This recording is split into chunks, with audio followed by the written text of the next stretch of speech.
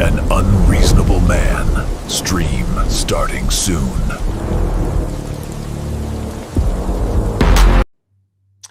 Actually, let's just start it right now. I am going to have to focus my camera. Give me 1 second.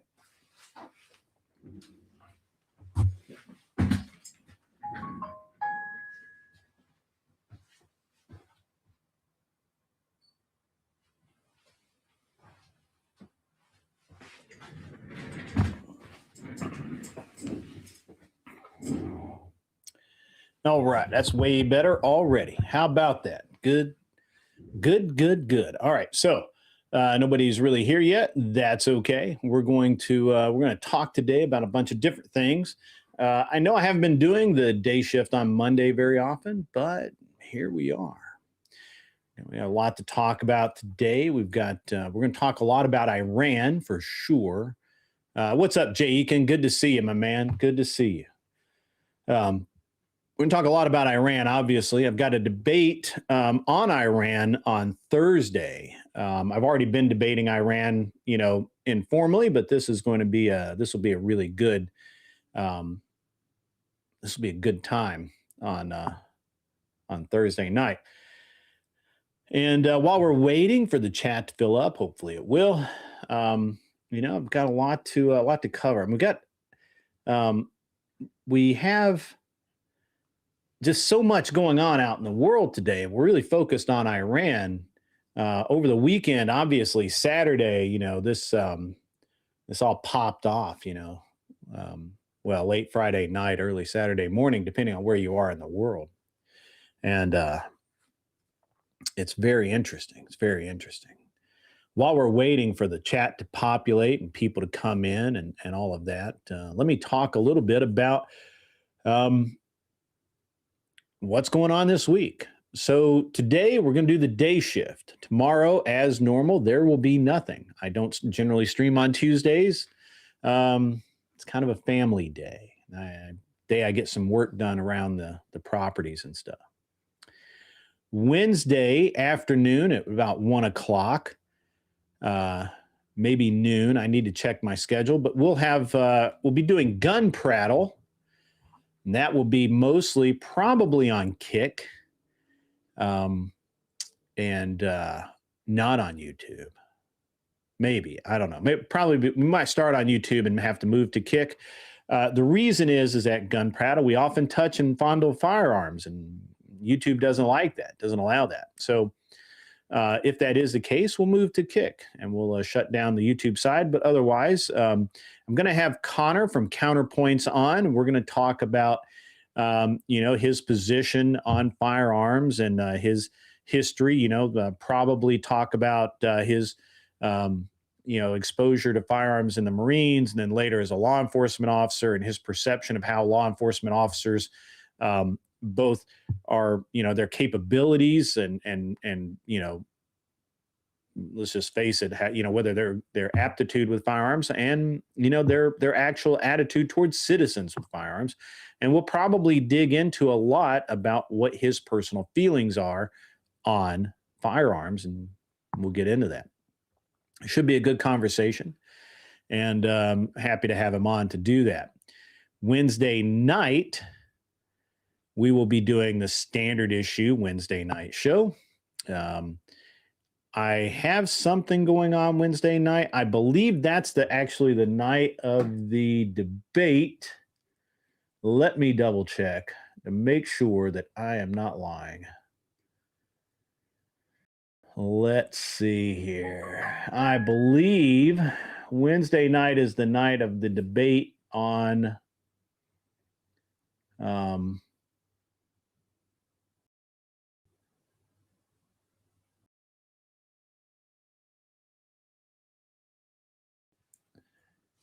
we're going to be debating the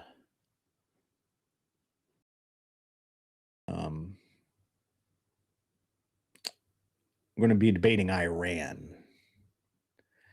Be Dylan I don't know who else is going to be there, but your friend and mine, Tyler, the average debate enjoyer, and Dylan Burns will be part of that debate. I don't know who else is going to be there. we'll see. We'll figure it out. I'm sure there's a fourth person. So we're that's Wednesday, it looks like. Let's see. Let us check. Don't want to lie. I hope everybody's doing well today. I really do. It's going to be a busy, busy month for me. Nope, it's actually Thursday. So Wednesday night, we'll probably we'll have counterpoints on in the morning, and then there is something I have scheduled for Wednesday night. I'm not really sure what it is. It's going to be a good time though, so make sure you're here. Thursday night will be the deal with Gibbs, Dylan Burns, Average Debate, and Jory, and myself. We're going to be debating the Iran war. Is it a war? I don't know. Maybe it is. Maybe it isn't. I don't really know. And we're going to be talking about that. And then Friday night, we're doing Nerd Wars, I believe. It looks like we're doing Nerd Wars on Friday night, and it looks like, well, I have to get some confirmation. But it looks like we're going to have a bunch of 40K people in here and Star Wars people. So we'll be debating Star Wars and 40K themed debates. Some of it will be lore for sure. Some of it will be outlook, worldviews, that sort of thing. It's going to be a good time. You guys will love it, I'm sure. And that will be on Friday, and then Saturday will probably just be a chill stream. So it's a full week. Hope you all tune in, but it's going to be great. I'm trying really hard to schedule my shows as much as possible and as far out in advance as I can, just because it's kind of rough sometimes to get everything going. All right, so let's talk about this Iran war thing, right? So is it actually a war? I mean, it's certainly a military action, and it's interesting. It's an interesting subject whether it is a war or not. Sorry, guys, I apologize. Sorry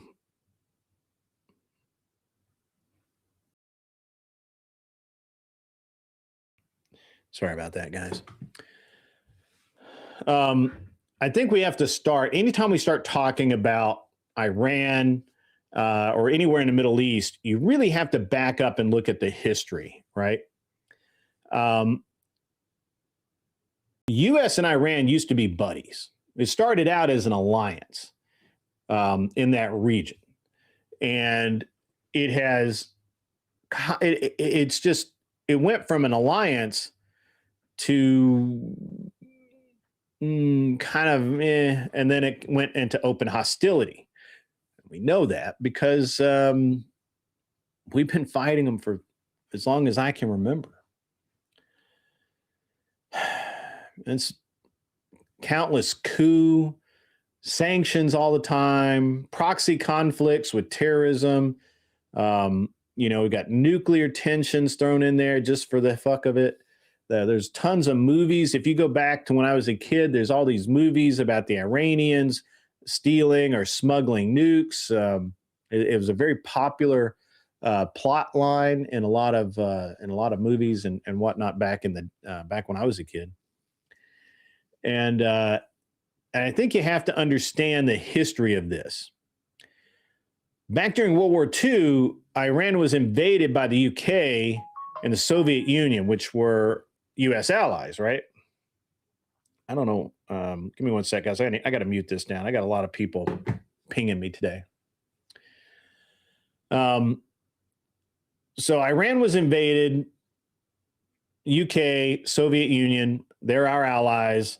And then even with that happening, after World War II, we still had pretty strong ties to Iran, mostly through a good relationship with the Shah, and his name was Mohammad Reza Pahlavi. Pahlavi, I think that's it.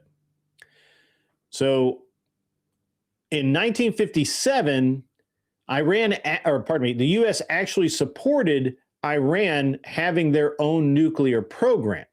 Okay.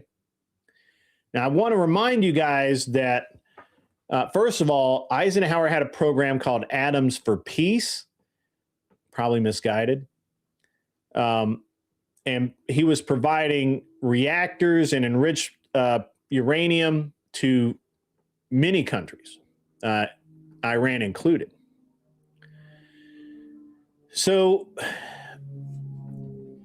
it seems like in 1953, there's a turning point where that it kind of starts going wrong. And it starts with this thing called Operation Ajax. And this is the CIA along with MI6. Now, I normally attribute this completely to the CIA, but in doing my research, preparing for the show today, I'm forced to remember and include MI6, and they orchestrated a coup against the democratically elected prime minister, and his name was Mohammed Mossadegh. I'm not really sure how to pronounce it, but his name was Mohammed. And after he nationalized Iran's oil industry. Okay. Now, this is the reason that this is important is because up until 1953, immediately post-war, there was a lot of oil exploration going on in that area, from Turkey to all over the Middle East.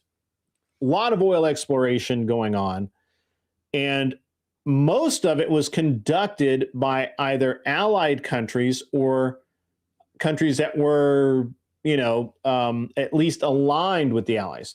France, for example, was very prominent in the region, and I keep picking on them because why not pick on the French? But the U.S. was also part of this, but our position was a little different. We wanted Iran. We wanted Iran to allow people to, the French and the English and the German and the British and whoever else, we wanted them to basically act like we would act and sell them oil leases or, basically everybody worked together. That was our position at the time is, hey, let's not have a new war. We don't want a new war. Let's just everybody get along and create these business opportunities. And that way, kind of we all get ahead. Unfortunately, when this prime minister, Mohammed Mossadegh, however you say his name, when this fellow is elected, he immediately out of the gate is he nationalizes the entire Iranian oil industry, all of it. Okay. This is an important thing to remember. Basically, much like in Venezuela, when Chavez nationalized their oil industry, the first thing they do is they go in and they kick out all of the people who have spent a ton of money developing and finding these oil deposits to be able to pump them out of the ground, and also putting the infrastructure and everything else in place. So this starts what becomes a long-term Iran-U.S. kind of resentment, okay?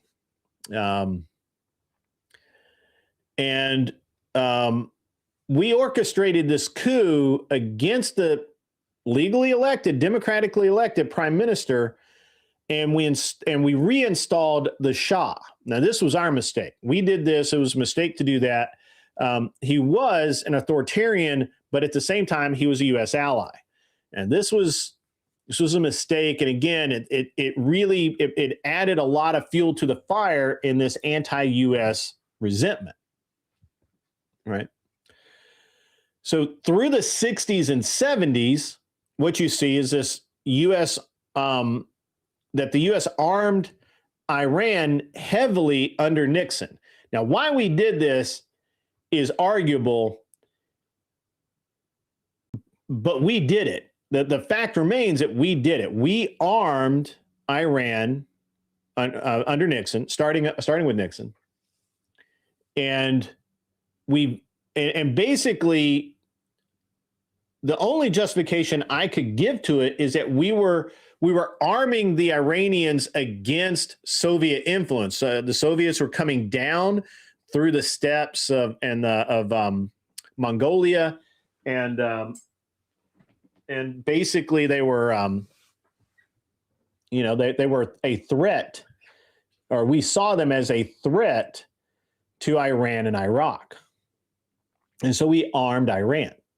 This is something that everybody should be able to freely admit is a mistake, looking back on it, but at the time probably seemed very, very reasonable, seemed like the thing to do, right? So in 1979, okay, when I was like 8 years old, the fundamentalist Islamic revolution overthrew the Shah, okay? And they established the theocracy that Iran has been under until today, until literally Saturday. Okay. Now it's a theocratic republic, at least in theory. And it started under Ayatollah Khomeini. Rahala. I forget his first name. I'm sorry. I don't have that good a memory.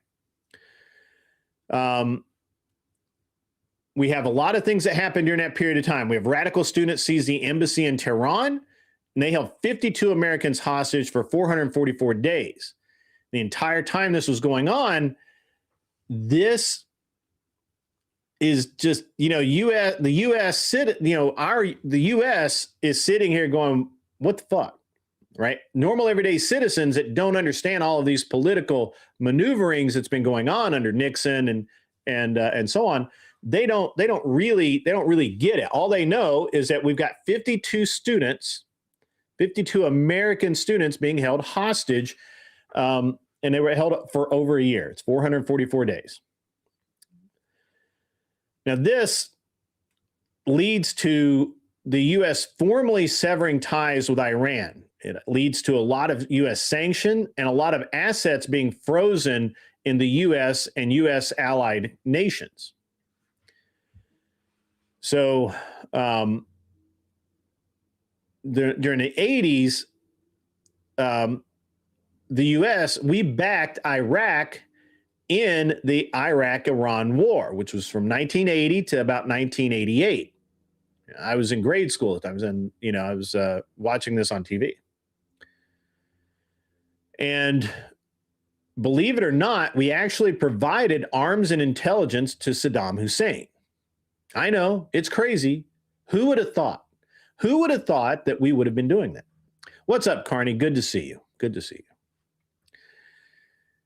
So we were from 1980 to 1988, we were actually providing arms and support and intelligence, especially to Saddam Hussein in Iraq against Iran. Because again, Iran had held 52 American students hostage for 444 days in 1979. Okay. All right. So then Hussein, we'll get to him later. We'll come back to him. But tensions peaked, if you will, in 1988. Because the USS Vincennes shot down Iran Flight 655, which killed 290 civilians, which the U.S. called a mistake. We said that we were not targeting that airplane. It was a mistake. It was a horrible tragedy. That's what we said. Iranians obviously don't believe us. In seventh grade, I wore a Saddam button to school that had his picture and said "wanted dead." That's right. That's true. It's true. I mean, it's interesting how who starts out as our friends and allies become our enemies sometimes very quickly. What's up, God's favorite aunt? Good to see you. So, again, 1988, the USS Vincennes shoots down Flight 655. It killed 290 people, civilians. we call it a mistake. Okay. The U.S. says, hey, we don't condone this. This isn't right. Call it a mistake. 1990s. Okay. Just a couple of years later, everything's still escalating. Okay. We designated Iran a state sponsor of terrorism in 1984. We did trade embargoes in 1995 and secondary sanctions on foreign firms. The businesses in Iran, they were sanctioned too. Okay. In 1996. Then 9/11 happens in 2001. Post 9/11, George W. Bush labeled Iran part of the axis of evil. Now, whether or not that's true, I'm not really sure. But,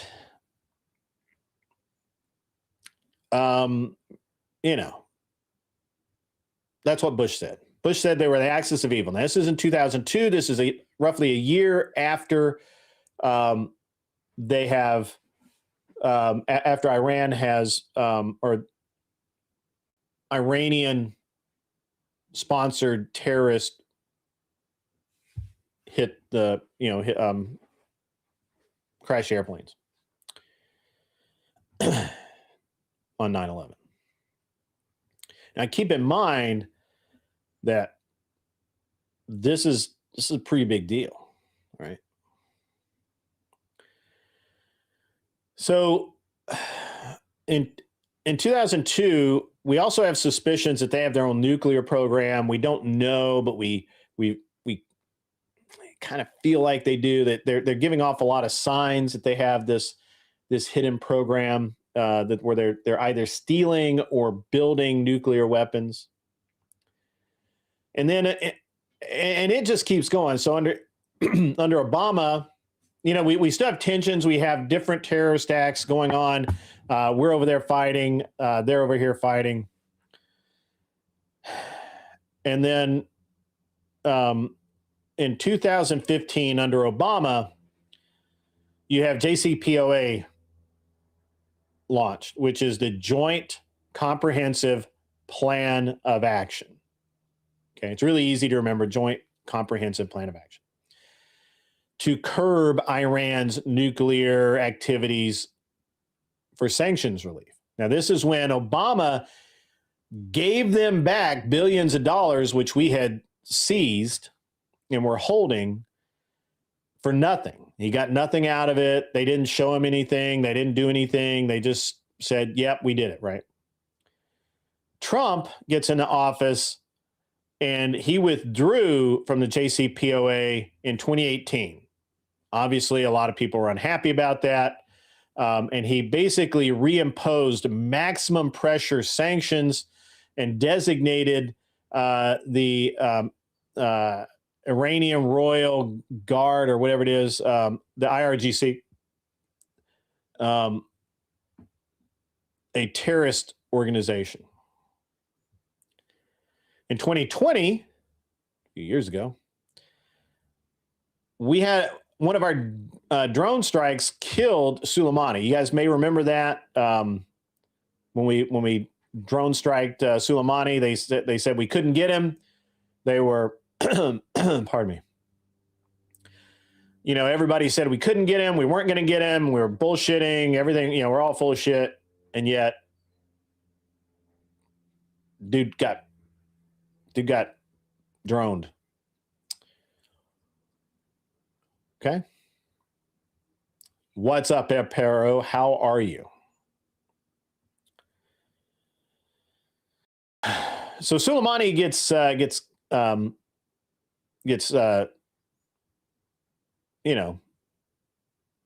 bombed, and Biden comes into office, and Biden attempts these, let's call them indirect talks. Like, he doesn't actually go after Iran, but he doesn't really do anything about them, and he doesn't really have any balls. Iran knows he doesn't have any balls. Okay. Now, keep in mind, this all starts This all starts back at the end of World War II, right? 1953, we're all buddies, okay? 1953, Operation Ajax happens. The CIA with MI6 orchestrates the coup. We've talked about that many times on the show. But this is something that the coup had to do with something that Eisenhower did with his Atoms for Peace initiative, which we should not have done, which provided the reactors and the enriched uranium to nations like Iran. Now, keep in mind, we did this, okay? America ultimately kind of precipitated all of this, okay? We can't forget that. Now, it is the case that at any point in time, Iran could have backed down.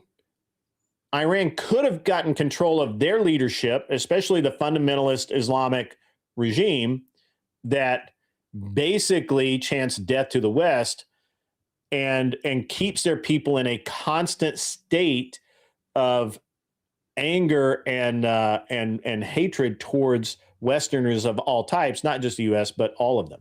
Okay. All right. So again, Biden attempted, and I use that term in its loosest possible form, indirect talks with Iran. Basically, he kind of hemmed and hawed around, and Iran said, fuck you, but we'll take your money or take our money back. So thank you for that. Okay.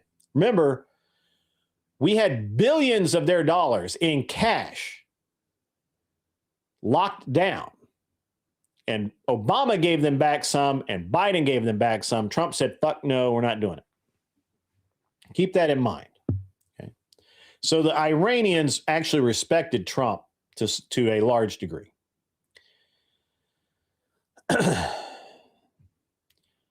So Trump came in 2025 and he said maximum pressure will resume. Okay. And we'll talk about what that looks like in a minute, but ultimately that culminated in U.S.-Israeli strikes Saturday and full-scale attacks on nuclear sites and missile sites. Work academic, I believe you. Biden wasn't doing anything. He slept through his term. Sure. Okay. I should say the Biden administration, the people who actually ran Biden. You're right about that. I will concede the point, sir. All right. So, and just keep that in mind, right? Like we ultimately, the U.S. is responsible for the theocratic republic where the Islamic jihadist, these fundamentalist shahs and ayatollahs were able to take power in the first place. We made that happen. We actually installed the first one. The problem is it didn't work as it normally does. Didn't work like we wanted it to. And ever since we did that, we've had problems. Now we've come all the way up. Now we're up to this weekend, right? So I've taken you from 1953 very quickly all the way through to this past weekend. Okay. So we've got we understand that, basically a theocratic republic under the supreme leader has not been good for the Iranians. They've had ongoing protests against the regime, calls for death to the dictator. We hear that here too, by the way, and reforms, right? President, and I cannot pronounce his name, Pezeshkian.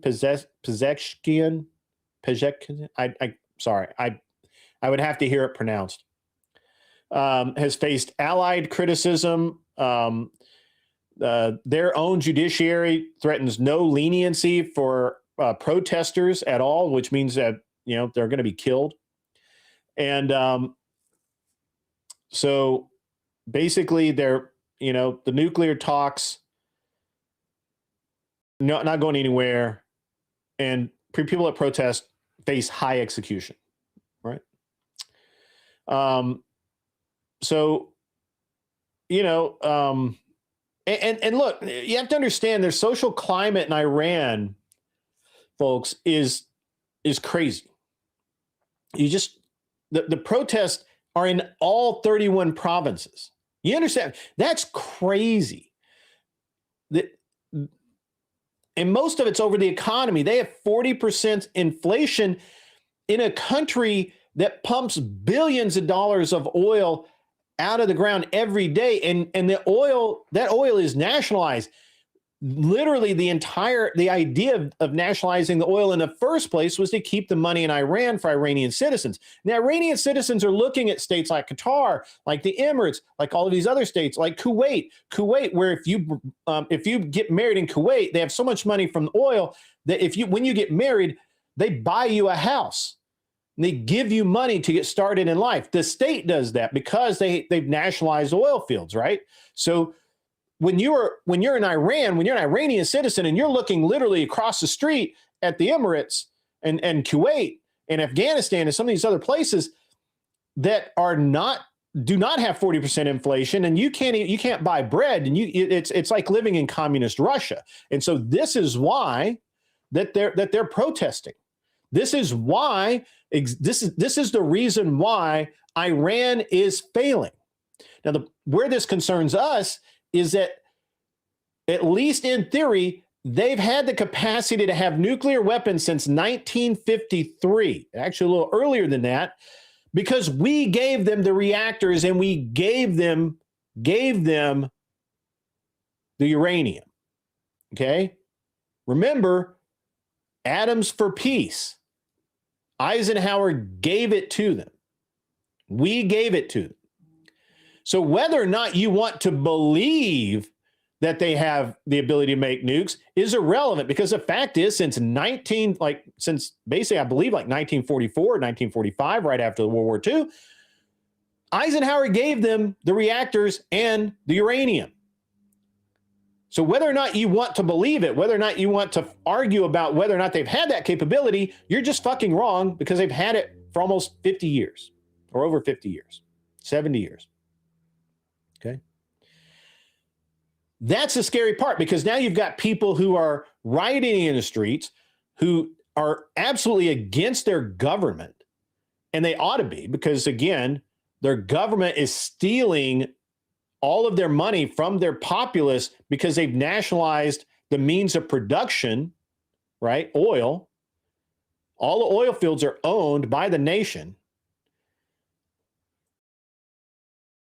And in the middle of that, women face death penalties still. Women face death penalties for minor things. The regime uses containment governance, right? Basically, it means they beat your ass if you say something against them. And while the majority of people in the majority of people in Iran favor secular democracy over the theocracy, which I don't necessarily agree with, but it is Islam, so it's crazy. It's nuts. This is nuts, and this is why these people are protesting. And honestly, it's the rules for thee, but not for me mentality that the regime has.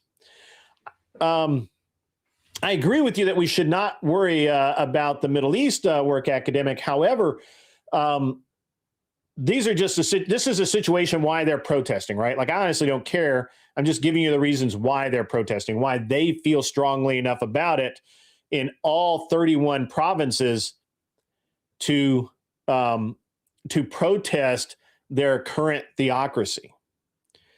God's favorite aunt, what's wrong with secular democracy? Well, I mean, I'm a Christian, so I believe, that it's, to some degree, it's fine, but I believe that, while we shouldn't have a national religion, at the same time, I don't know that secularism is a wonderful thing. At any rate, regardless of that, fact is that the majority want X, but because you have this theocracy in place, they can't do anything about it. They can't do anything about it. Now, whether or not we can agree on the nuts and bolts of this, what we ought to be able to agree on is that Iran is on the verge of an economic collapse. They have 60% price hikes. They have protests with 41,000 people being arrested. Thousands of them have been killed. The internet shutdowns across the board, which have cost corporations that do business there. I mean, I think across all the businesses, I'm not sure that any one business sustained this loss, but about 37 million a day is the last figure I heard. And so there's a lot of problems there. So, the government did the same with Venezuela, started releasing soccer games and saying it was from protest. Yeah, I don't believe you, work academic. Do they have the rocket technology to effectively use a nuke if they have one? I'm not sure, but they have a lot of rockets. The problem, whether or not they have a delivery mechanism is irrelevant to me. The fact that they've had the technology since the mid 40s is all that's relevant to me. The fact that people claim that they can't do it or they don't have this technology is stupid. It's a stupid claim to make because we gave them the technology. The United States of America, under the Atoms for Peace program from President Eisenhower, gave Iran, this is documented, look it up, gave Iran reactors and uranium. That's it. So just go with it, right? Like that's just look it up. We gave them the materials. When people say that Iran doesn't have the capability, they're lying. They're simply lying. Now the question whether they can put it on a missile or not, I honestly don't give a shit. That's not part of my question, or not part of the question I care about. Now, let's talk about the attacks on Saturday. So I actually, if I'd stayed up a little longer, I would have actually been awake for it. Unfortunately, I didn't. I went to sleep. The attacks have been happening for about 7 hours when I got up and started listening. People were covering the fact that some of the pictures coming out of the people. I've not even talked. First of all, I never talked about any of the nonsense in Venezuela other than Maduro being a criminal who took office illegally and needed to be gone, and the fact that you can't get around that Chavez nationalized the oil industry, and instead of doing it in a way that made the owners of those industries whole, kicked them out and kept their shit, didn't compensate them for it. So, I don't really care about Venezuela protesters or any of that shit.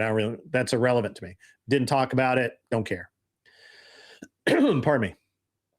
All right. So, where was I?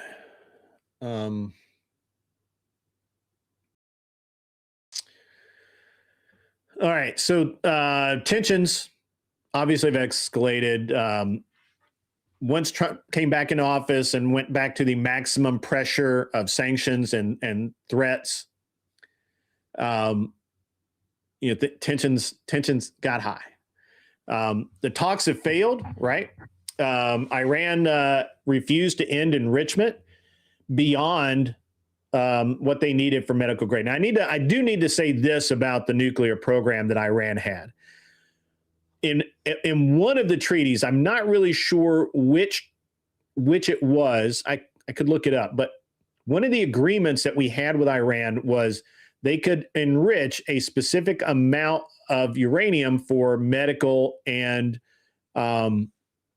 commercial use. For radiation or for X-ray machines and some other things that require various uses of radiative material. The difference is weapons grade is enriched a level further, and they weren't supposed to be doing that. It turns out that it looks like they were doing it. And the U.S. has been building up forces in the region, right? Well, I think we have 50,000 troops there. So, and we may not have 50,000, maybe 40,000, but whatever. So, anyway, Trump has been trying to negotiate. Well, I say Trump, the Emirates. Well, actually, I'm just going to say from this point on, I'm just going to say like, what's the best way to express this? OPEC. Basically, the OPEC nations, Qatar, Emirates, UAE, Afghanistan, Pakistan, all of the, basically, I think seven out of the 8 countries in the region or whatever that have been trying to negotiate with Iran to get them to kind of, start paying attention to their citizens, stop killing people, stop arresting people for just random shit, all that kind of stuff. And just try and, they were trying to mediate things because Trump has said that he wants to pull all of the troops out of the area. Doesn't want to be in the Middle East at all. And ideally, what he wants and what he's aiming for, and what him and the other Arab nations, or I say Arab, but the other Middle Eastern nations, what they have come to terms with is that they would rule themselves with some minor oversight by the U.S. and maybe I don't know who else. So they have this kind of loose agreement in place, something that's, being fleshed out. But the fly in the ointment is Iran. With Iran the way it is, and as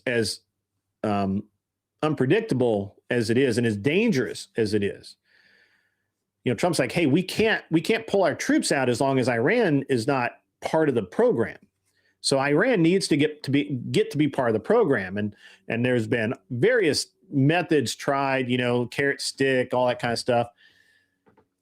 Iran's basically told them to go pound sand.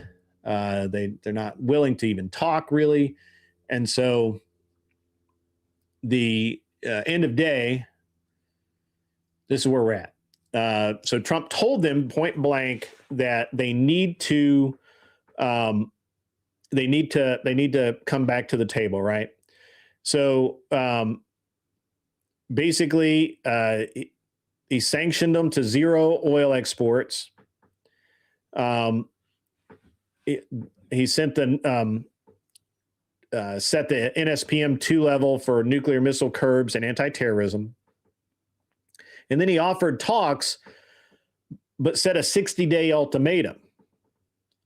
Iran refused, leading to June 2025 strikes on, it starts with an N, Natanz.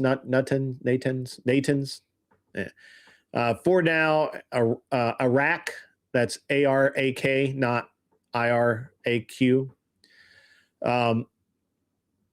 which, according to Trump, obliterated the program. Like, this is like, we're done, right? Amid the protests between 25 and 2026, Trump has built up the forces over there. Again, I think we're up to 50,000 troops in the area. He threatened strikes if no deal. In February, we struck him 2 days ago. Still going on. So going forward, it looks like Trump is set to sustain the strikes for 4 to 5 weeks. Now, I haven't heard what he said this morning. I've been busy all morning, so he could have changed that. But as of last night, when I was putting this together, he's set to just basically do sustained strikes for 4 to 5 weeks or maybe longer. Not ruling out the ground troops if they're needed, but he doesn't want to put boots on the ground. He's urging the Iranians to rise up and take over. And basically, he just wants a safer region. Now, depending on which version you choose to listen to, yes, he did say that. He did say that he expects the Iranian people to step up and take control. You're correct about that. So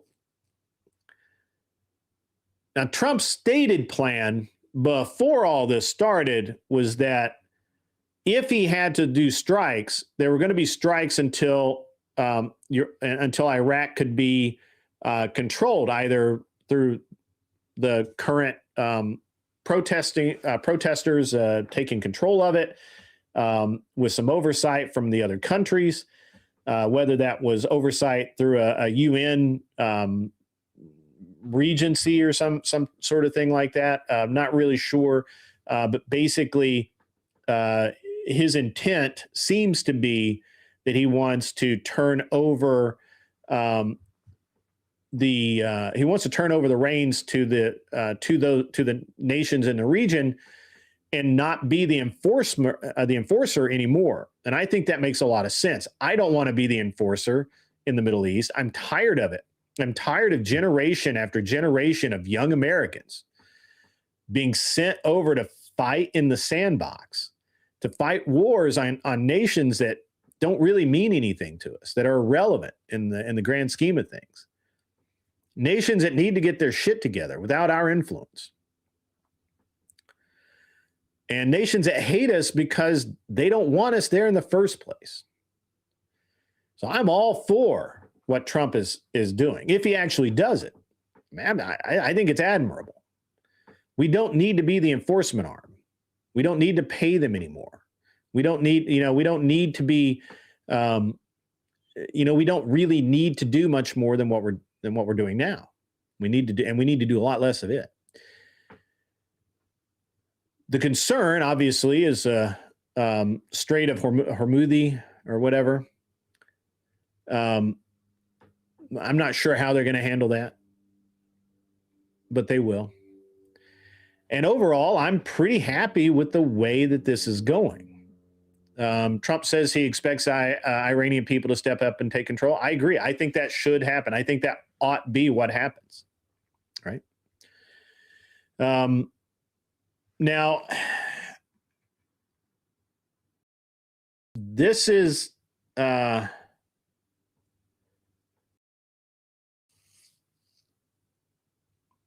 whether or not this is the way this goes, I don't know. I don't think anybody can predict the future. Everything is unpredictable. I find it interesting that Iraq, which has a long history of attacking Iran, is the only nation so far, I believe, that Iran has not shot a missile into in the area. They've shot missiles into every other country in the region, basically, or at least 8 of them, but not Iraq. Now, originally, it was opined that the reason for that was they were targeting U.S. Facilities in these 8 countries. Well, we don't have facilities in all 8 of those countries, and they don't seem to be targeting our facilities. I mean, they hit a luxury hotel in the Emirati. So, which is very interesting, like shooting rockets at Qatar and the Emirati and all of it, shooting rockets at those people probably would have helped you if you hadn't, but you're doing that, right? And to be honest with you, if you told me 2 weeks ago that I would see Saudi Arabia shooting missiles in conjunction with Israel, I'd have called you an idiot. I'd have said, no way, will never happen. They don't like each other. They are not on the same team. But here we are. Here we are. And you have Saudi missiles shooting down drones and missiles headed into Israel. It's crazy. Can't make it up. So that's kind of where we're at. It looks like we've had 3 or 4 service members killed in Kuwait, which seems to be an accident of some kind. I haven't actually read the latest on that. I haven't looked at it since last night. It seems like we have 5 seriously wounded, minor injuries to others. Nobody's said anything about that. And apparently, 3 F-15s got shot down over Kuwait in friendly fire incident. So that's odd. Obviously, Iran is not faring as well, and nobody is believing any of the numbers coming out of Iran because, as I believe it was, pardon me, Work Academics has said, you can't believe anything because they're putting out fake info left and right. As a matter of fact, one of the worst things about trying to dig up anything about the current status is one of the hardest things is, like, you'll look at something, it'll say breaking news or something like that, and you'll go look at it, and it's something from 4 years ago, or it's completely AI created. What's up, OG? How you doing, man?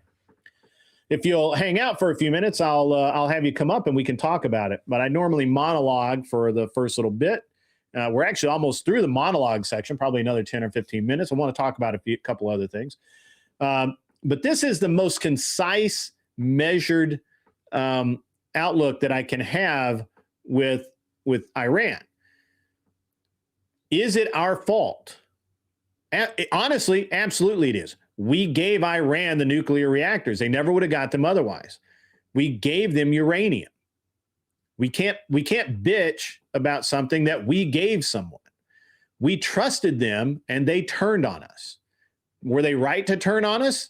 Maybe. Right? Maybe.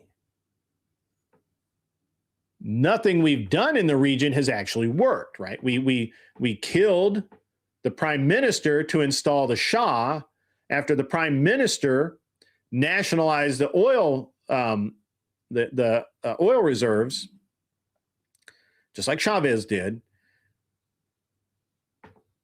We expected the Shah, when we reinstated him, to play ball with us, but he did not. Okay, and actually established this what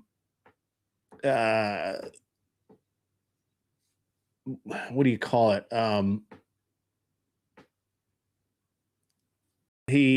This theocratic. Pardon me.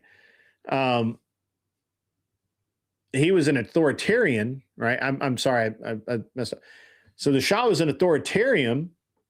We were arming them through through the 70s because of with Nixon and basically everybody else. Yes, the school that was attacked, I talked about that earlier. That was the crap. Give me a second. I'm getting distracted here. So they orchestrated a coup against a prime minister, reinstalled the Shah as an authoritarian U.S. ally. He was then overthrown in 79 by the Islamic Revolution, who then established the Theocratic Republic under the Ayatollah Khomeini, who, by the way, that's the dude who caused so many damn problems. He seized the U.S. Embassy at Tehran, holding 52 Americans hostage for 444 days. Don't forget that, 444 days, well over a year, which started all of the sanction, the asset freezes, and all of that stuff. And then we shot down we say mistakenly, but we shot down flight 665 or 655 in 79. I think it was 79, 1980 maybe. So you've got, I mean, it can easily be argued that it's our fault that we did this, right? I mean, or at least we own a good chunk of this. But the fact is that now whether or not that's true is irrelevant at this point. What is true at this point is that Trump wants the U.S. out of the area. I want the U.S. out of the area. I'm literally sick of our young men. You have to understand, guys, since 2001, we've had three generations of Americans fight and die in the desert. You have grandfathers visiting their sons. And their sons are going off to fight in the sandbox. And sometimes they don't come back. And this is wrong. This is wrong. Any war we get in should be resolved within a year, maybe two. We should never have this long, drawn-out nonsense that we've had for the past 70 fucking years. It's wrong. Just wrong. Can't get around it. So we can argue about whether or not the videos coming out of, pardon me, we can argue about whether or not videos coming out of Iran are fake or not, or, you know, whatever. They're claiming anywhere from 200 to over 500 people killed, including 100. I heard 100 schoolgirls were killed. You know, so who knows? They're saying hundreds and hundreds are wounded. I see. Here's the problem with that is that we're doing targeted strikes. Targeted. And we're really good at it. We fly rockets into windows without breaking them. Into open windows, obviously, without breaking the ones above it.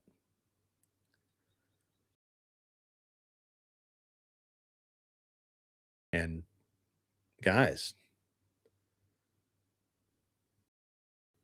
our goal is to destroy their ability to make missiles and send rockets into other countries.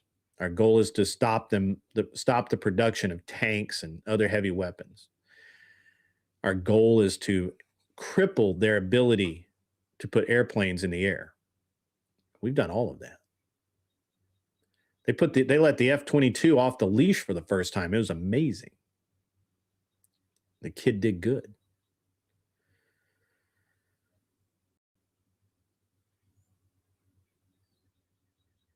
But it would be I believe it's a very difficult point to make that we are wrong in doing this.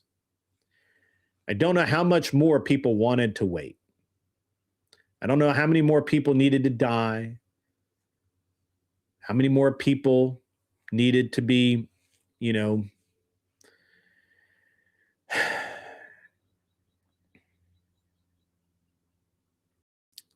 just tired of it. Tired of people dying in the sandbox. Now, obviously, there could potentially be an uptick in terrorist activity. For sure. For sure. But we know how to fight those guys too.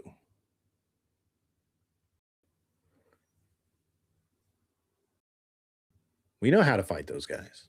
And we'll go after them.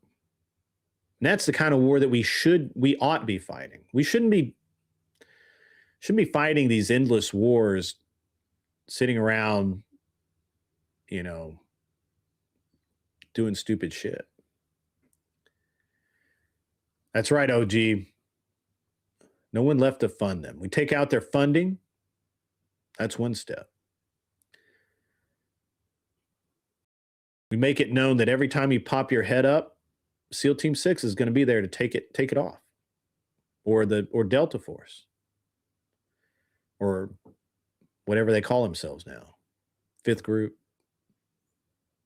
Whatever. The fact is that what everyone ought to be talking about is how in the space of a few months, we have stopped effectively small boat drug smuggling into the United States. Because we'll blow that shit up.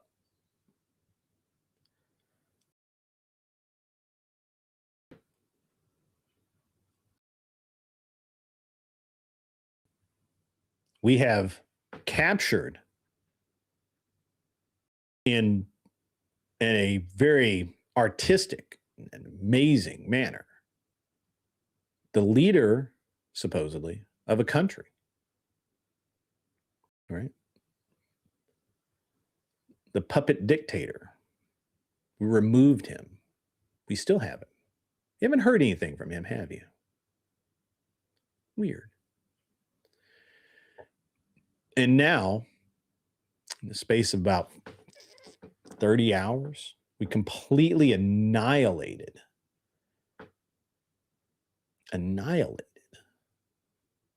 Iran's ability to wage war. Sure, they've still got some missiles out there we hadn't got, There's still a few places that need to be taken care of. But it's not bad for the first 48 hours. And this is the way modern war ought to be fought. We don't need to put a bunch of troops on the ground and occupy somewhere for what? We're not going to keep it. You go in, you fix the problem, come back home.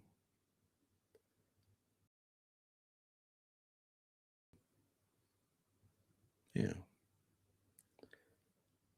All right. OG, I'm going to throw you a link, man. You can come up. I hadn't talked to you in a minute, so.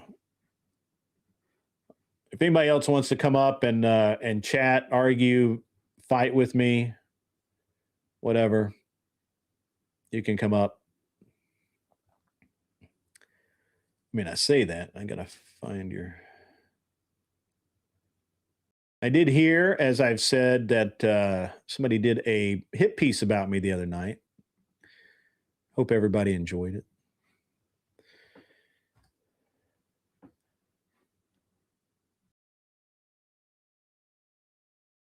Is it worth it if we, if we make a peace agreement and business agreement and never return to the region another 50 to 100 years? I think so, yeah.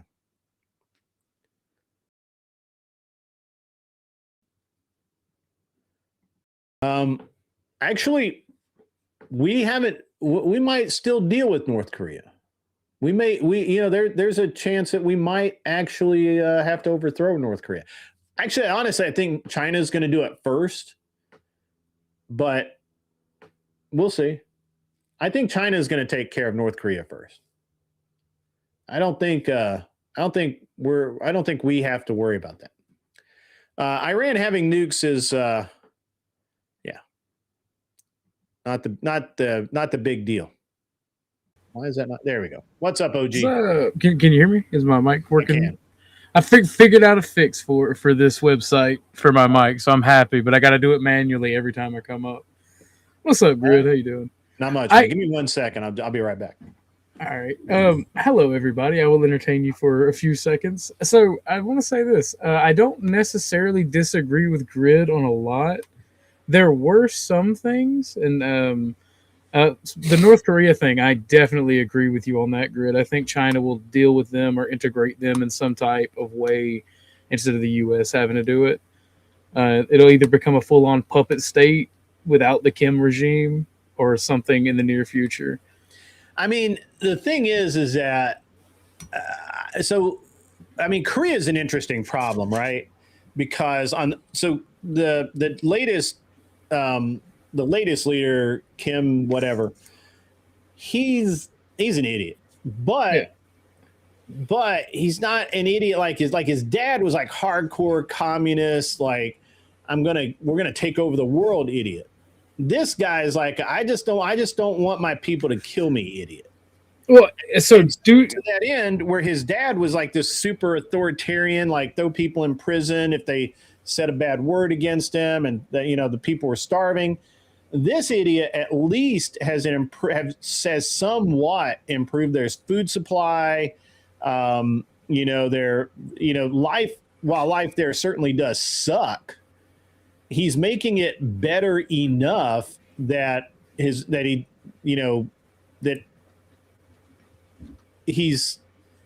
maybe probably less afraid of being assassinated right now. well, He's also not putting people to death like his dad did. Now, I think what we have to be concerned about with North Korea is the sister who. She's fucking crazy. Yeah, she's fucking batshit. And there's been rumors that she doesn't like the way her brother is leading. Well, actually, so back in the day, back when I was in high school. Hold on, I gotta address this. This is the biggest sack of shit I've ever heard. If there was anything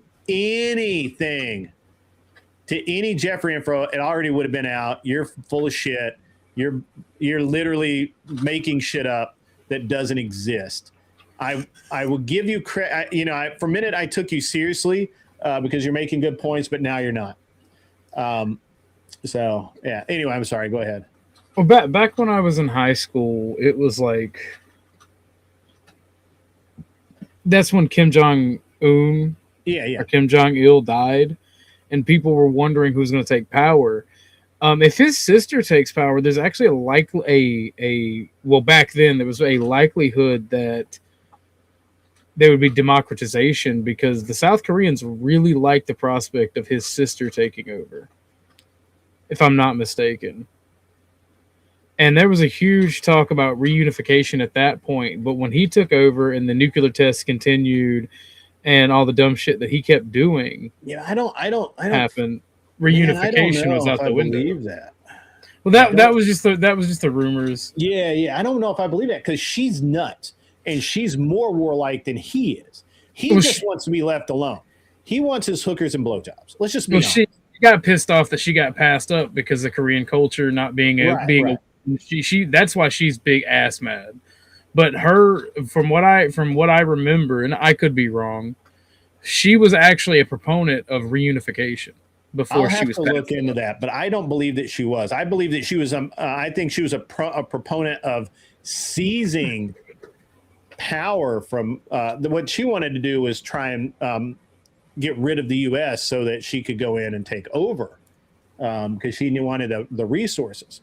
Because at that time, North Korea was having a real hard time feeding their kids or feeding their people and taking care of basically just anything, right? North Korea is the best example whenever America does something I don't like and I want to complain about my country and sanctions and stuff, because North Korea because Duceism is not necessarily communism, and that's the official ideology of North Korea. Duceism is in a vacuum, right? Duceism would be a good ideology. But when you have capitalism and communism fighting each other, and then you have communism collapse, and you have American sanctions, like that's what's killing the Korean people, by and large. All right, I gotta address this moron. Fair enough. First of all, Trump didn't create Miss Teen USA. He bought it. He bought it because it was going bankrupt, and he wanted the organization to survive because he felt like that when it comes to pageantry, these young girls that participate in this need that stepping stone from Miss Teen to Miss USA to Miss Miss America to, not Miss USA, Miss America to, what's one world? Miss Universe. Miss Universe, thank you. And so without the series, doesn't happen. We're underrepresented. The Brazilians keep mogging us. I mean, that have you seen that ass though? Brazilian, like, I mean, oh, I'm whoops. just saying the Brazilians apparently they got hot women or something. But, Yeah. so you're an idiot. You are absolutely wrong. I want you to do me a favor, and I've challenged everyone to this before. Give me one example, one of anything that literally has anything to do with Trump being a pedophile or anything else. By the way, if you're going to do the 12-year-old thing, you're wrong. Even the FBI, if you actually read it, which you didn't, even the FBI says, yeah, this is bullshit. Well, let's be honest, right? Before we go back to the Korean, ultimately the Iran thing. If they had anything on Trump, the Democrats under Biden would have done everything they could to lock him up to keep from running. And there would actually, without a doubt, there would be no question in it because it would be shown on the news, on every broadcast, even Fox, that Donald Trump did this because Donald Trump is not liked by and large by the American right or left. Well, nobody likes him right now. I mean, he was really super popular, but now nobody likes him. But what I was saying on the North Korean thing, to make that short and tie a bow on that, the U.S. sanctions is what's killing them. And that's the only time in the world that U.S. sanctions has actually worked the way they're supposed to. And it still shows that they can reliably be made inert through certain programs and certain allies like Russia and China. And if the U.S. lifted the sanctions or eased the sanctions on the Kim regime, the problem would fix itself. Either the people would revolt and replace the Kim regime so they get more, so the sanctions are released completely, or the Kim regime would begin to become friendly with the West. Yeah, either way. But on the Iran thing, right? So this war has nothing to do. I like calling it Epstein's war as a joke. But it has actually nothing to do with Iran having nukes. It's the justification. It's the casus belli. It's what our allies in the region, like Israel and Saudi Arabia, use to pull our citizens and get our citizens okay. It has everything to do with restricting China and restricting the oil into China and blocking China even further. We have the 4-block island chain or whatever it's called in the Pacific. And now we are trying to restrict the land routes around China and their allies that can get them oil in the Middle East.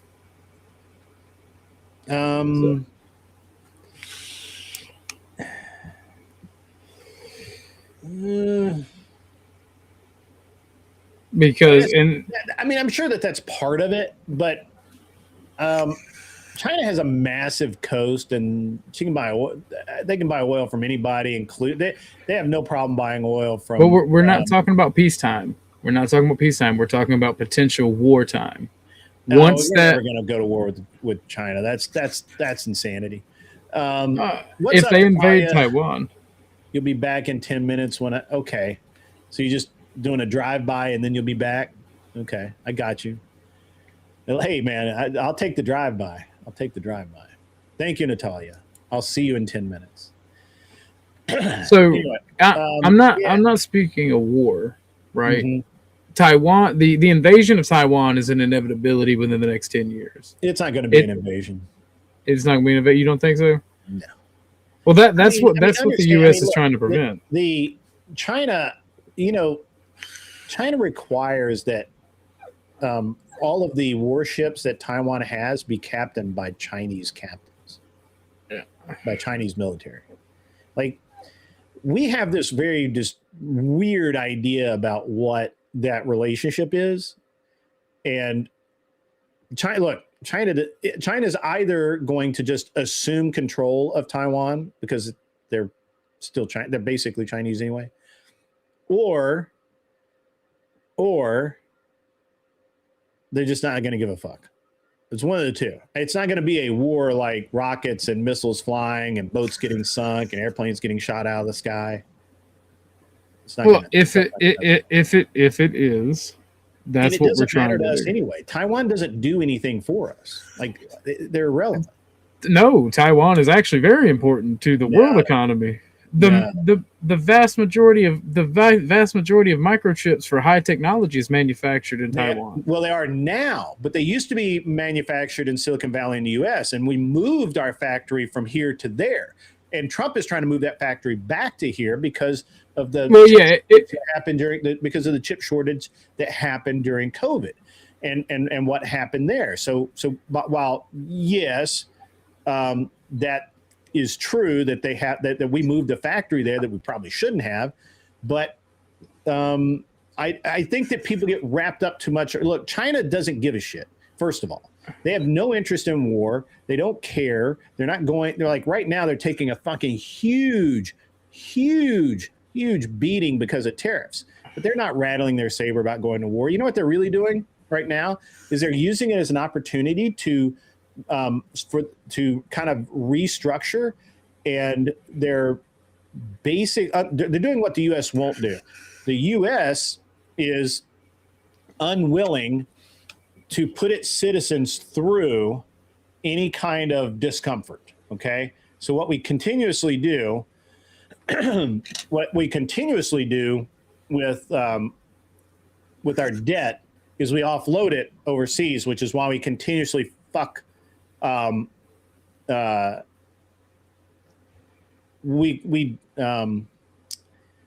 I put this? We don't continuously fuck with other people's economies, but we offload our debt. Well, and the reason we don't do that is because we offload our debt to other economies, so the United States taxpayer never feels it. So that's when we have all of this, trade imbalances and things like that. It hurts us, and rather than allow it to hurt us, we do things. We actually, literally, the IMF, the banking system, literally tanks local currencies, etc., to protect the U.S. dollar. Yeah, and China will literally just put their own people through it. They would rather, like right now in like Beijing, for example, any coastal city that ships things overseas is having a real problem right now. And their regular manufacturing, like the widgets that we all buy for like $1, like you know how I always joke that the everything under $100 is made in China, right? Yeah. I constantly joke about that. Maybe not on here, maybe just in my my private life, but those things are actually being made in other countries and even the U.S. now because it's not effective for China to ship it over, and those factories are going out of business because of the tariffs. Well, you're not wrong. What we're seeing is a shift into a multipolar world again, and that's where the fear of conflict comes, because part of the U.S.'s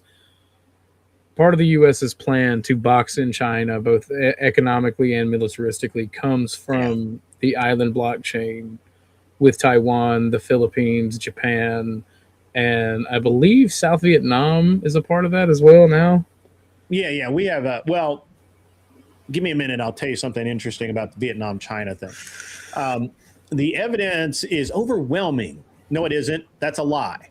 That Trump was involved with this ring of PDFs.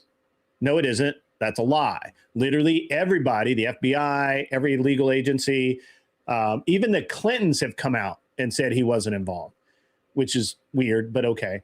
That is why they didn't release all the files. No, the reason they haven't released all the files is because they have to go through their rules that they have to follow. Everybody understands this except for morons like you. That's why him and Jeff are best friends. Absolutely, they were not best friends.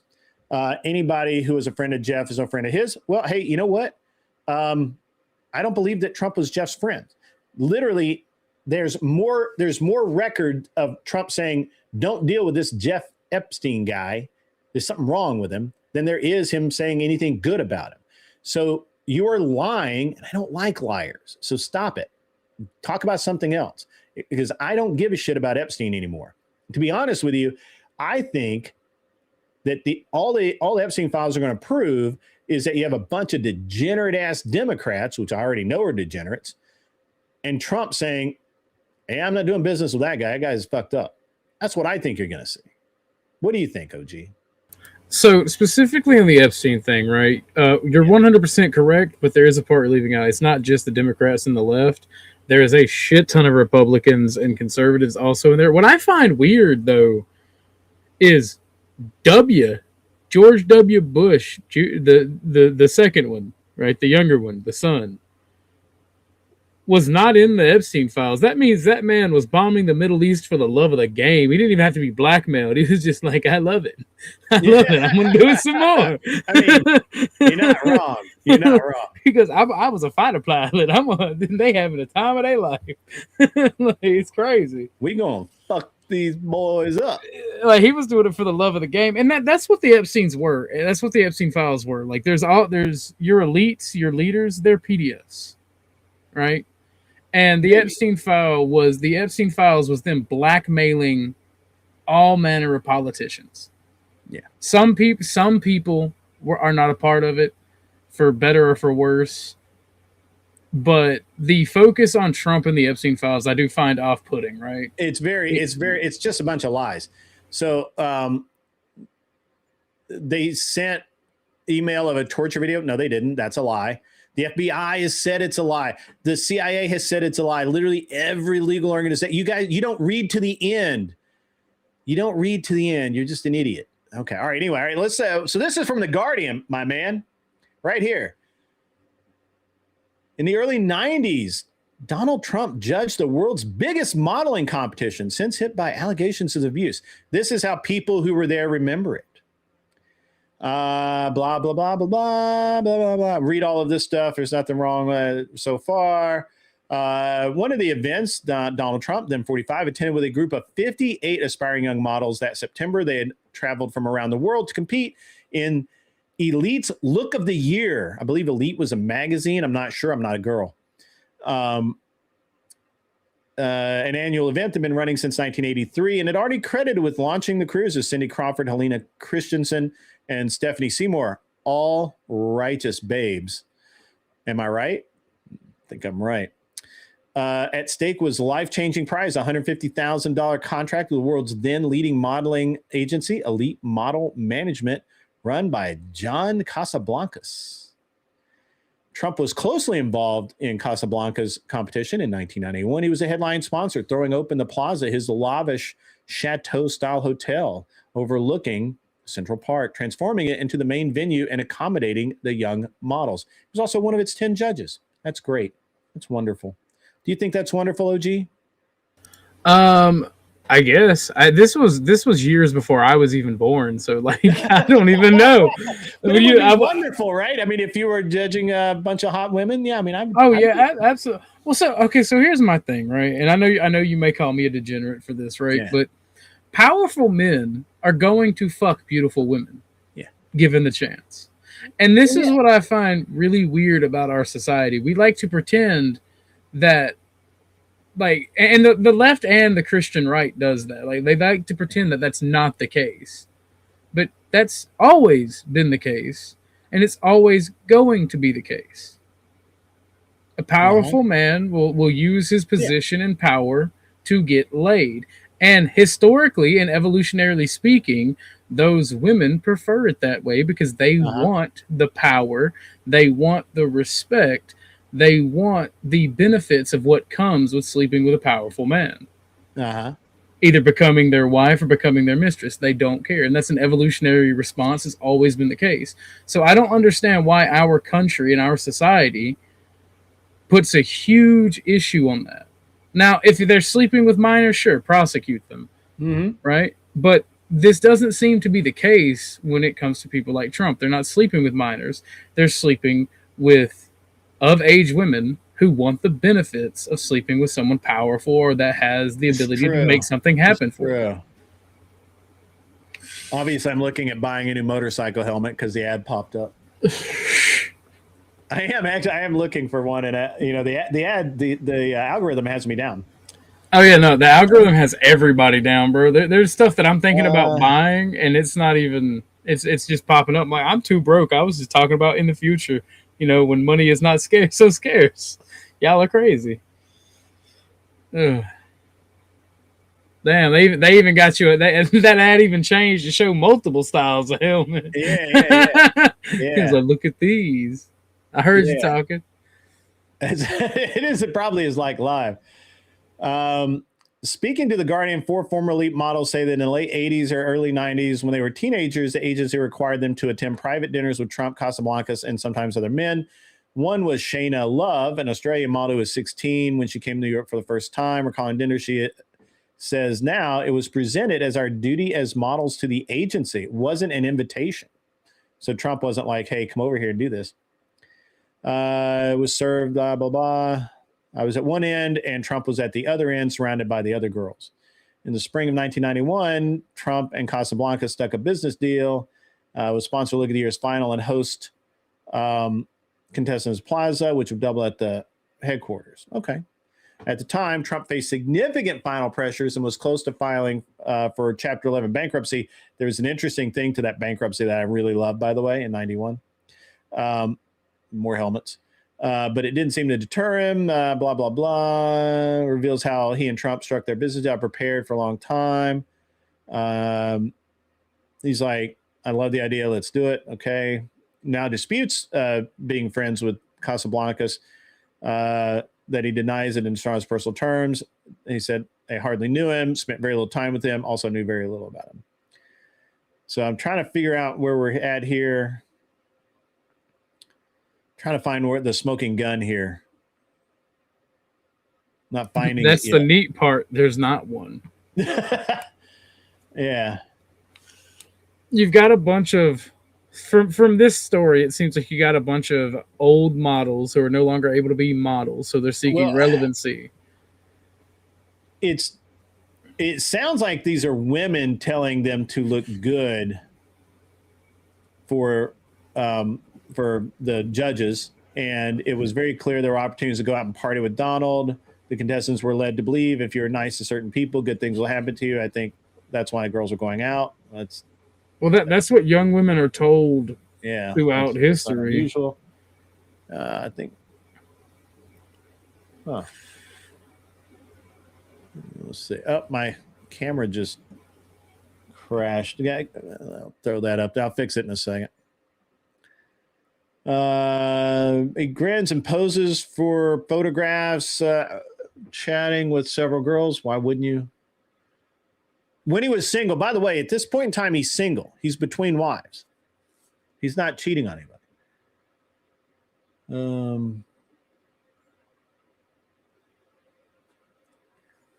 Let's see. It was one particularly debauched party telling Guardian I saw girls sitting on guys' laps. I remember one guy putting his handgirls down top, thinking that they were younger than me, and I was 17 going on 18. The legal age and drinking age is 21 in the U.S. That's true. So we got a lot of things remembering here. I'm looking for the smoking gun, but nobody's like, oh yeah, Trump did this. It's just, oh, he was there. He was in the background. He was surrounded by other girls. Where's the girl saying, oh yeah, Trump felt me up? Oh, they mentioned the Me Too movement later in the article. I see. Yeah, here it is, right here.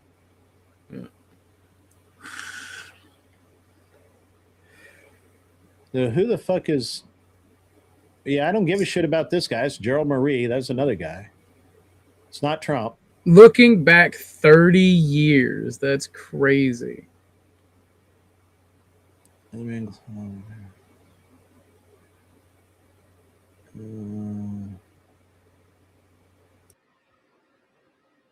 David Copperfield. I've actually met that guy. He's too big a pussy. Also, he's old as fuck. I mean, don't get me wrong. Right? She saw Copperfield pour something into her glass and then blanked out, but she says she retained hazy collections of him sexually assaulting her. That sounds like a textbook false accusation. by the way, he's a world famous musician or magician. You wouldn't have seen him put anything in your drink.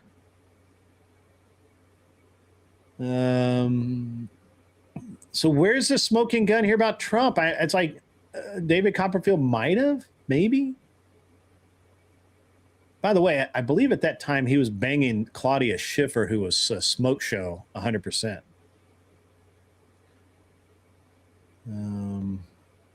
Yeah, the only issue I see, like, so if they said that these pageants were weird and grody for like having under 18s, I would agree. But they're just making false accusations because it's weird. Well, this isn't even a false accusation. She met Copperfield on the Spirit of New York. I guess that's a boat. Told him I'm from Israel. He said to me, his mom always wanted to marry a Jewish girl. Months later, she says, the magician sent her a Christmas card. What?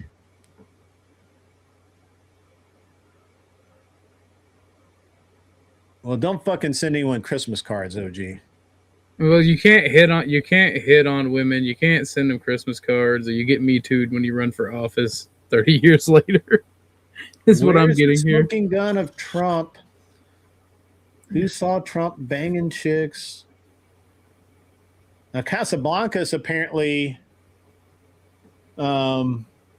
engaged in a lawsuit alleged that Casablancas seducing, sexually exploiting, and or abusing minor girls, including girls as young as 14 and 15 years old. But in 2003, the Los Angeles Superior Court dismissed the claims against him because he did not live in California, where it had been filed. At the time, a lawyer for Casablancas said the allegations were without merit. Now, why wouldn't they have been filed where he actually lives, which I'm assuming is New York? Which has probably an even better chance of getting him in behind bars than California. California is okay with degeneracy. Well, that's what I'm saying. Like pageants are creepy, and I mean, I understand if Casablancas did it, but because Trump was doing business with the pageant doesn't necessarily implicate him in anything. Like if they just said these things are creepy and the people that ran them and they didn't try to do false allegations and do some type of tie into Trump, I wouldn't have an issue. This is literally like, yes, there were people who did shit wrong. Nobody's saying there wasn't, but yeah, where does Trump come in? There's no proof. There's no smoking gun. Like, I love Mr. Mister's comment about Democrat staffers. Literally did butt stuff on the Congress floor. That's true, and the guy got fired because of it, or whatever because of it. But apparently that's okay because butt stuff is synonymous with Democrats. Yeah. He lived in Paris, Uncle Fatty. Did he really? Casablancas lived in Paris. So, like, basically, work academics coping. Oh, so Trump was friends with someone else caught up doing stuff with minors. Oh, well, actually, there was no convictions there.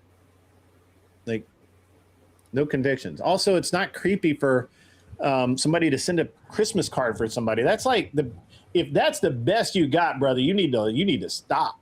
You need to stop. Let me let me fix this camera bullshit. Well, while you're doing that, I apologize. While you're doing that, I could talk some more about my theories with Iran or Iraq or whatever. Mm-hmm. So, like, I mean, society. So basically, where you've already lost military members, those pilots piloting the planes. I think 4 of them died because they basically just fell out of the fucking sky. And then because you were talking about Iran bombing 14 countries, I think it was you said. I actually have a list here. You may not say, but she's talking about them doing it. And they bombed 14 targets, right? And this is 10 out from 10 hours ago. They bombed Israel, 9 dead, and Belt Shemesh flattened by ballistic missiles. The UAE, the Burj Al Arab, 1 fire. Abu Dhabi Airport, 1 dead and 7 injuries. Dubai Airport concourse hit, 4 wounded, flights in chaos. Bahrain, U.S. 9th Fleet headquarters, massive fire. Bahrain, stray missile hit an apartment block full of civilians. Kuwait airport terminal struck. Qatar, Al Udeid Air Force Base, the largest base in the entire Middle East, the largest Air Force base in the Middle East. Saudi Arabia, riding explosion at night, secretly ass trumped by Iran, according to the Washington Post. Jordan intercepted a ballistic missile. Iraq, U.S. military bases across the country were targeted. Oman was struck. Syria was struck. Cyprus was a UK base was directly hit in Cyprus. UK, a NATO ally military base struck for the first time. France, Camp de la Pax in the UAE was struck. In Italy, there was a NATO camp at Al Samam in Kuwait. So this is the repercussions of that, economic repercussions. Oil has gone up 13% to $82 a barrel. Gold has surged past $5,300 an ounce. The Strait of Hormuz has been disrupted and flights have been suspended in the Gulf. All 170 ballistic missiles used were fired in 24 hours. The Saudi prince asked the U.S. to start the war. Iran made sure anyone around him paid the price. So this, and the person who posted this information speculates that this is not a regional conflict. This is the start of something bigger. I don't think so, because Russia has come out and said that they are not going to help Iran. Literally everybody said they're not fucking with Iran. Even the Chinese are like, yeah, we're not taking your calls, bro. We're leaving you on red. Go ahead. My bad. Well, I'm gonna just really quickly. Work Academic says, I like how you strawman all my arguments. Well, that's because you don't have any arguments. You have allegations and without proof. You have no proof. I keep asking you for proof. Just one thing that proves that Donald Trump did anything at all. Just one thing. And you can't do it because it doesn't exist. I have gone through the Epstein files. I took the time that you didn't to actually read them. When people say, well, they're Katie Johnson thing. I know all about that. That was false. That was fictitious, made up, doesn't exist. Doesn't exist. The 12-year-old or 13-year-old, which depending on which story you read, that Trump supposedly assaulted when she was, she was 13, and then she came out as an adult against him. Oh my gosh. Lies. Even the FBI said lie. It was a lie. They looked into it. They investigated it. It was a lie. You just don't read the whole thing. You just don't read the whole thing. So until you actually have an argument, I'm not taking it seriously. I actually do believe in locker room. I actually say locker room talk all the time. So. Well, I mean, shit. My entire broadcast and my jokes with people is like 90% of his locker room talk.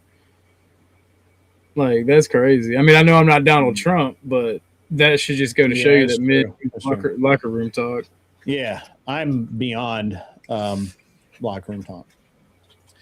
Sometimes I say some really raunchy ass things, not in public. I'm a bad influence. You made a couple jokes. Not in public. I don't say shit in public. As far as the Iranians go, I mean, I think that's a pretty good summation. I think that nobody's going to help them. The thing is that the thing that should be interesting to everyone is you have the Chinese that were supposedly helping them. The Russians are supposedly helping them. Obviously, none of that's true. The Iranian regime literally came out last week before they didn't exist anymore, and said that they were going to send a Gerald R. Ford to the bottom of the sea as soon as literally 7 hours into the attack. They were still saying this. We've got weapons you haven't seen before. You have no idea what's coming for you. We're going to do this and we're going to do that. Horse shit. All you're doing is catching missiles. Well, so, I mean, there you go.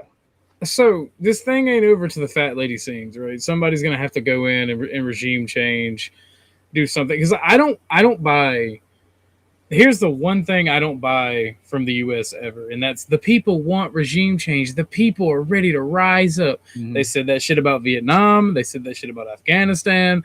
They said that shit about Iraq. They said that shit about Lebanon. They said not Lebanon, Liberia, whatever, the North Africa. They say that every time we have an enemy, and then the U.S. winds up getting fucking terrorist attacked by the population in that area because they don't want our form of government.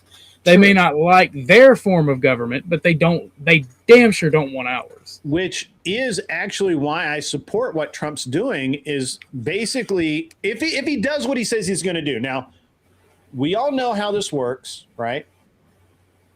We all know how this works, but if he does what he says he's going to do and actually removes himself or removes our troops from the area, it'll be the best thing ever. It's literally going to be the best thing since sliced bread, 100%. Right? Because that's what Trump has said since this all started. Was his entire motivation is to get our troops out of he wants to be out of the Middle East for good. Right? That's what he has said. Well, there's he a fun said that he said that he wants the Middle East to rule itself, to settle the differences, between themselves. No, nothing more than maybe a little bit of U.S. influence, right? Maybe we just, we have a seat on their council or something, whatever. But we wouldn't be the enforcer anymore. They would be their own enforcer, right? They would do their own enforcement, which is what they've wanted forever. And now I think we finally have a chance. I think that this is the best chance we've had in 70 fucking years. Well, so there's a lot of things that people don't understand, right? And the largest thing in the Middle East, there's 3 major conflicts coming on, right? And that's 1, the brothers' war between the Arab and the small hats. I don't know how you address that particular. I got money coming in. Sorry. $5 comes in from Work Academics. You believe they were actually talking about jerky and pizza? Why did Elon lie about going to the island? Is Elon now a Democrat? Elon was always a Democrat. What are you talking about? Peter Thiel, who got JD in.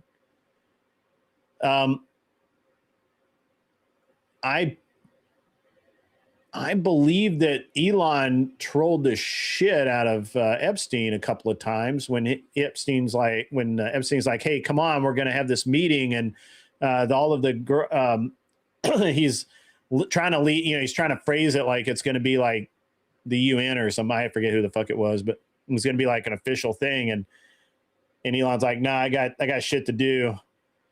And then he's like, oh, they're all going to be under, nothing under nothing over 18 or something like that. And Elon's like, I run 2 multi-billion-dollar companies and I don't have time for this shit. I'm paraphrasing. So, and there's a black comedian that said this, and I think it's funny and the most accurate. Elon's emails, by the way, I'm sorry. Elon's emails read like somebody who was wearing a wire. I've never read an email where it sounded like it was wearing a wire, bro. Like it doesn't, like it's like a Fed post, before Fed posting. It does, and it's like, and it's weird because Elon was calling for that shit to be released.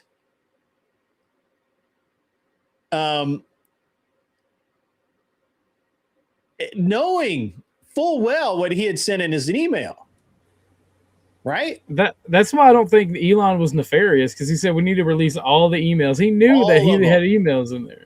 Yeah, and he knew he did. I like Bandit's comment too. That was funny. That was funny timing. Yeah, it is. That is good timing. I don't how you deal with the small hats grid. Oh, sorry, I've got money coming in. But yeah, that's right. That's how that works. I'll never understand how y'all fucknuts can automatically carry water for a man who has never admitted to doing anything wrong ever. I'm not really kind of carrying his water here. I need proof, man. The innuendo doesn't sell me. And I don't like Trump. I think he does half-ass shit for the economy, and I don't particularly like Trump. So I mean, but the conflict in the Middle East, there will never be peace there because you have the conflict between Arabs and the small hats, right? Mm-hmm. They're fighting over it. It dates back to the biblical era. And it's both their land. They're both their founder tribes were their tribes are half brothers. If you believe the story in the Bible and the genetic evidence, they're always going to fight over that land. But then you have the much more recent Shia and Sunni conflict, which is much more bloodier. Yeah, right. The two Arab factions. Like, so Saudi Arabia is Sunni and Iran is Shia. Right, and they have been fighting over who is Muhammad's legacy, the person who comes after Muhammad since the death of Muhammad, and that has led to more conflict and weird bedfellows like that. This is the reason that Saudi Arabia, even though they allowed those people who did the thing to come through their country and use their country because they don't like the U.S. because they're Muslims. That's why they work with the U.S. and Israel, because they don't like Shias even more. And Iran is predominantly a Shia country. And it's in their benefit and their interest to root out their primary rivals. And that's what they've done with the U.S. With the aid of the U.S. That's what benefits them. Yeah. I mean, I get all of pardon me. I get all of that, and I don't disagree with you. But I guess the way I look at it is this: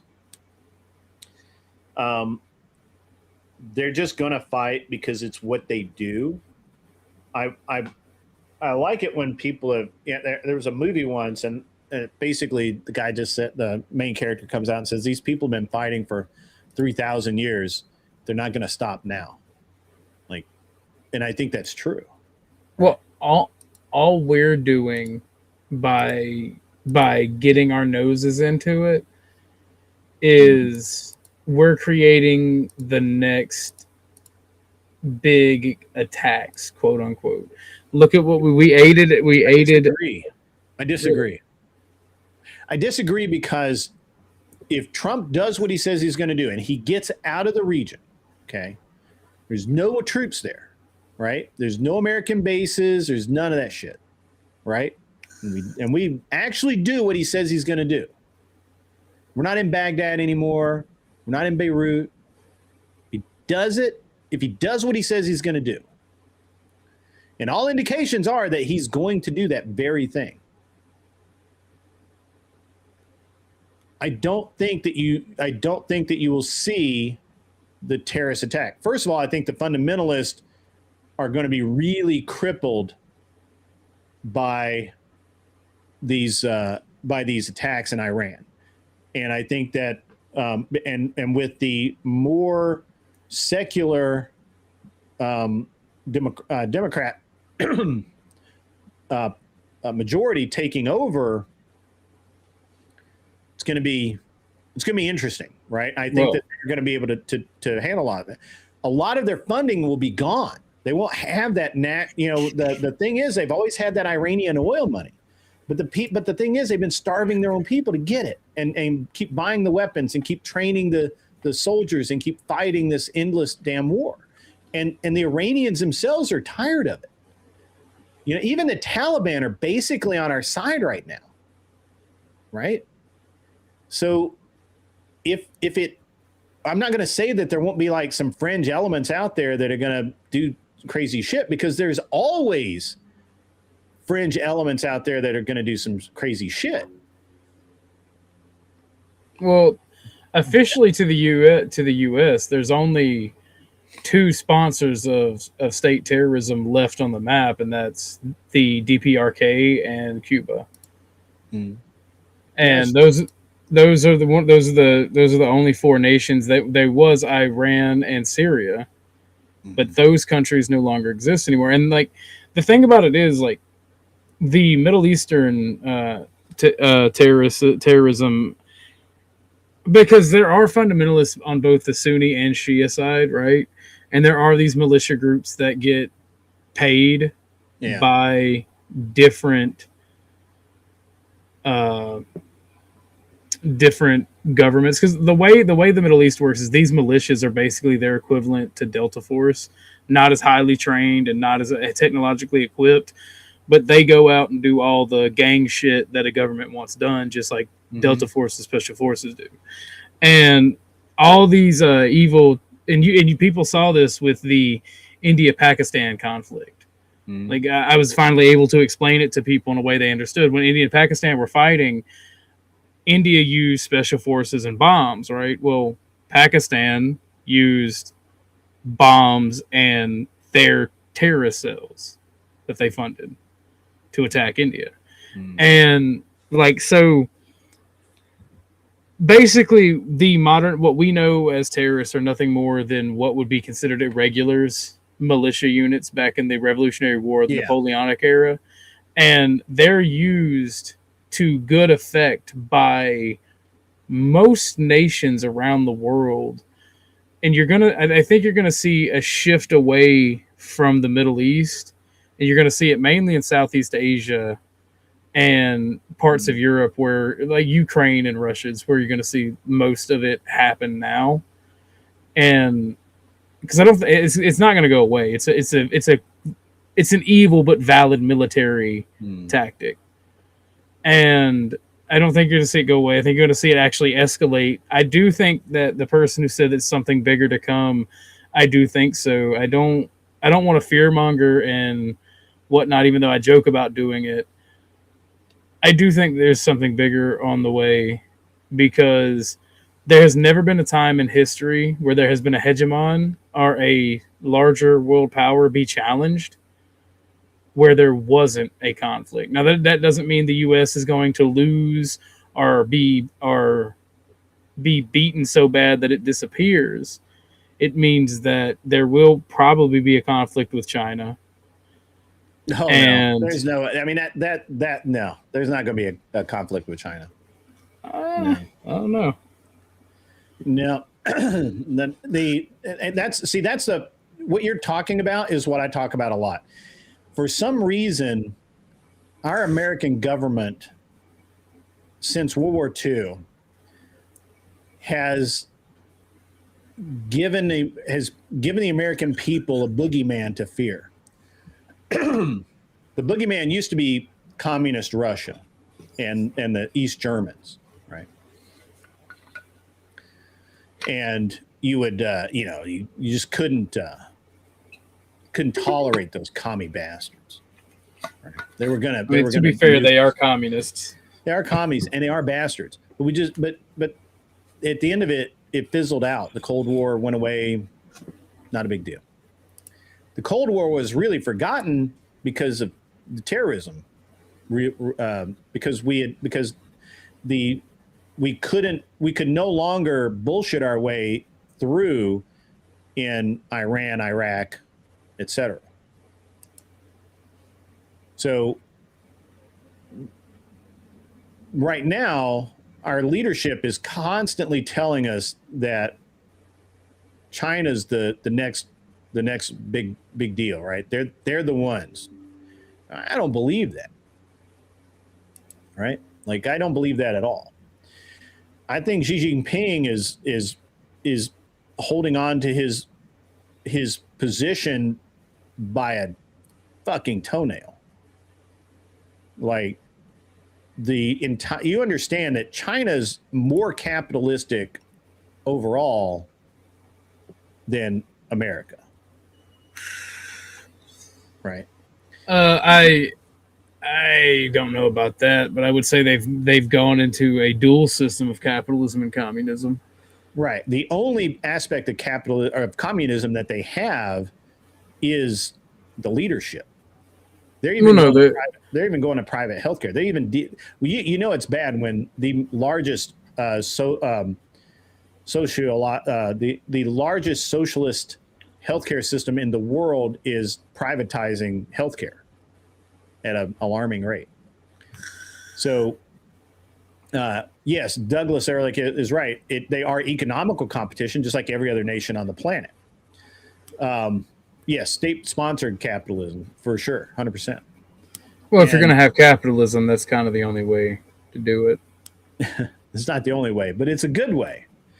And the overall, China kind of went a little too far there, right, with their populace. They started you don't hear anything about that social credit score anymore because when they put it in place, everybody got really unhappy about it. And the reality is that China doesn't want a civil war. They are a homogenous society that they actually do want a harmonic society, unlike basically everybody else. Fun fact: what you're describing that China's becoming is the ideology that I always talk about and put into practice. Believe it or not. Yeah, okay. Most people don't know that, so I don't really talk about it. But that's the end result from the ideology that I hold, and it is very well done to put together. The issue I like anything else, but I mean, but again, their actual government, because they did do the social credit. They started doing social credit score and monitoring and all of that. Right now, they have a very low approval rating with society, right? And they need it to be higher. So, Ochi's not a commie. He's a nationalist. It's almost the same. But you're a nationalist too. You're just a nationalist to Tennessee. right. I'm a statist. Well, that's what a nation is. No, a nation is formed of states. In this instance. Well, only America does that, unless Europe federalizes. Yeah. So China, China, I think, is in a very unique position because they're trying to, obviously, on one side, they are trying to export their main product, which is people. But it's getting harder and harder to do that throughout the world. Not for any specific reason. It's just people just are not, most countries are less and less open to immigration these days, right? As they should be. Sure. And so, and it's been a few years since I was over there. I remember I was watching this program on an English-speaking channel, which, by the way, they only had one. And so I got to watch literally news all day. And so I'm watching this show about why China doesn't export their national brands, right? Like their version of Nike, their version of Sony, and some of these other things. They're like their high-end brands. Why they don't export them to, say, the U.S. or Europe? And because they're huge in China, right? And literally and they had this guy who their company makes bicycles, and another guy who his company made like TVs and electronics, and they had another guy who made was a clothing manufacturer, and they're all top brands in China, like fly off the shelf kind of shit. And they all said the reason why they don't feel like they need to, because they have such a large native population to sell to, that and more and more people were able to buy these goods, that they didn't need to export anything. They could do everything internally. Well, that's why I'm not full capitalist, right? Mm-hmm. Because that's the issue with American corporations. They seek new markets because it's never enough, and that's based off Keynesian economics. You have to have production for production's sake, and then there's always got to be somebody to buy it. And because of you importing the third world and other issues. Yeah, People don't those have are our families. problems. That's not their problems. Yeah. Their problems is they have 1 billion or 2 billion or whatever it is, 8 billion. I don't know how many Chinese there are, but there's a lot. They have a huge population that are just now able to buy, name brand and luxury stuff, and their kids want it, and their teenagers want it, and so they were more focused internally than externally as far as these brands, and so in their eyes, what they exported was okay, but it wasn't the best, right? And I think that's an interesting way to look at it. I don't agree with it. I think it's a little bit of cope. I think it's a little bit of national pride sinking in there, that they just don't want to export this stuff because it probably couldn't compete in a marketplace without some serious marketing. And I think they just weren't willing to do it. That's my opinion. I could be wrong. What would be a luxury brand or a high value brand in China would be probably in the US or Europe a good middle brand, and it'd probably sell pretty well. No, you don't that's think not so? true. No, that's not You don't true. think so? No, like they were talking specifically about, because all the high end shit's made in China, dude. Like fucking Nike shoes aren't made in the US.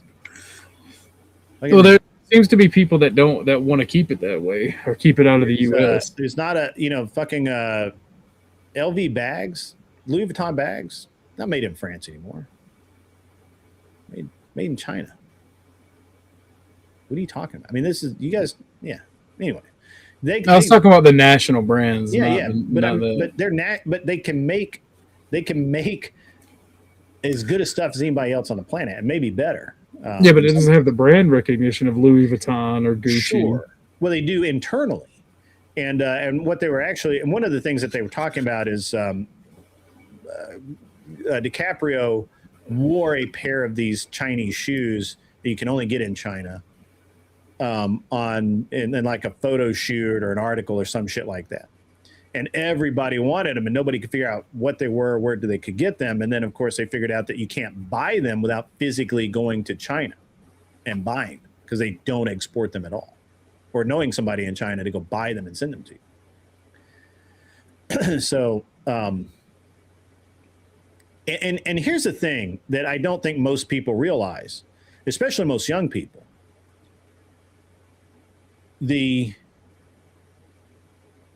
China has shut the country off from the world several times. Last time was back in the 70s into the 80s. One of the famous Bruce Lee movies, which, by the way, I don't think this actually happened. I think it was all a dramatization. But they show Bruce Lee like swimming across from China to Taiwan holding on a basketball or some shit. I don't know. It was the dramatization, right? But China, nobody went into China, nobody came out of China for years. And then I think in like 84, 85, that changed. You started getting the first people out of China. And they could do it again.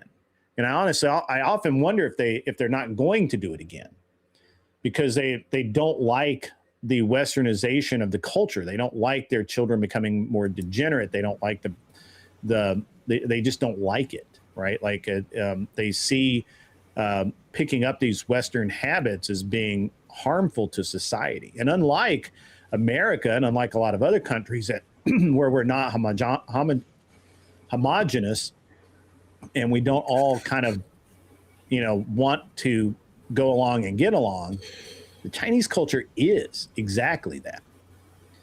And they don't want their kids doing all this stuff. So, well, unlike the 1800s and the 1700s, right? Westernization for the East is actually a death sentence, right? Whereas I think the Chinese would agree with you right now. Yeah, no, like the Western culture is toxic. It's destroying itself. It's tearing itself apart, and we have only ourselves to blame. Like in the late 17 and early 18 and late 1800s. Yeah. Japan and China and Vietnam and Japan and China and Korea mostly those countries were forced to industrialize and quote unquote westernize with technology and certain ideas. Yeah. That was a benefit, obviously, to you see Japan that participated in World War I and World War II. That was able to put up a good fight, ultimately lost. But China's industrialization was a little bit slower. It lagged until, I'd say, the 1950s, Sure. with Mao's Great Leap Forward.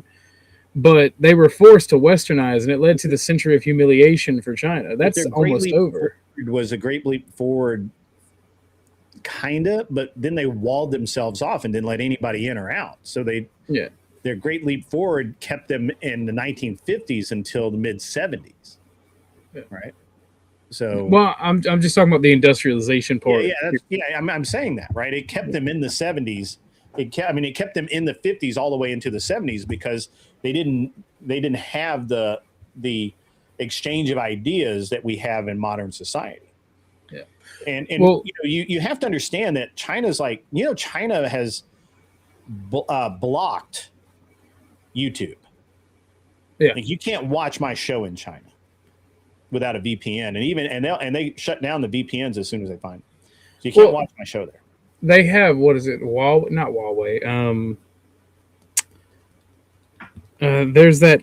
It's a text messaging app here, but in China, it's like what Elon is trying to do with X, make the everything app. WeChat. It's WeChat. WeChat's banking. It's YouTube. It's everything. Yeah.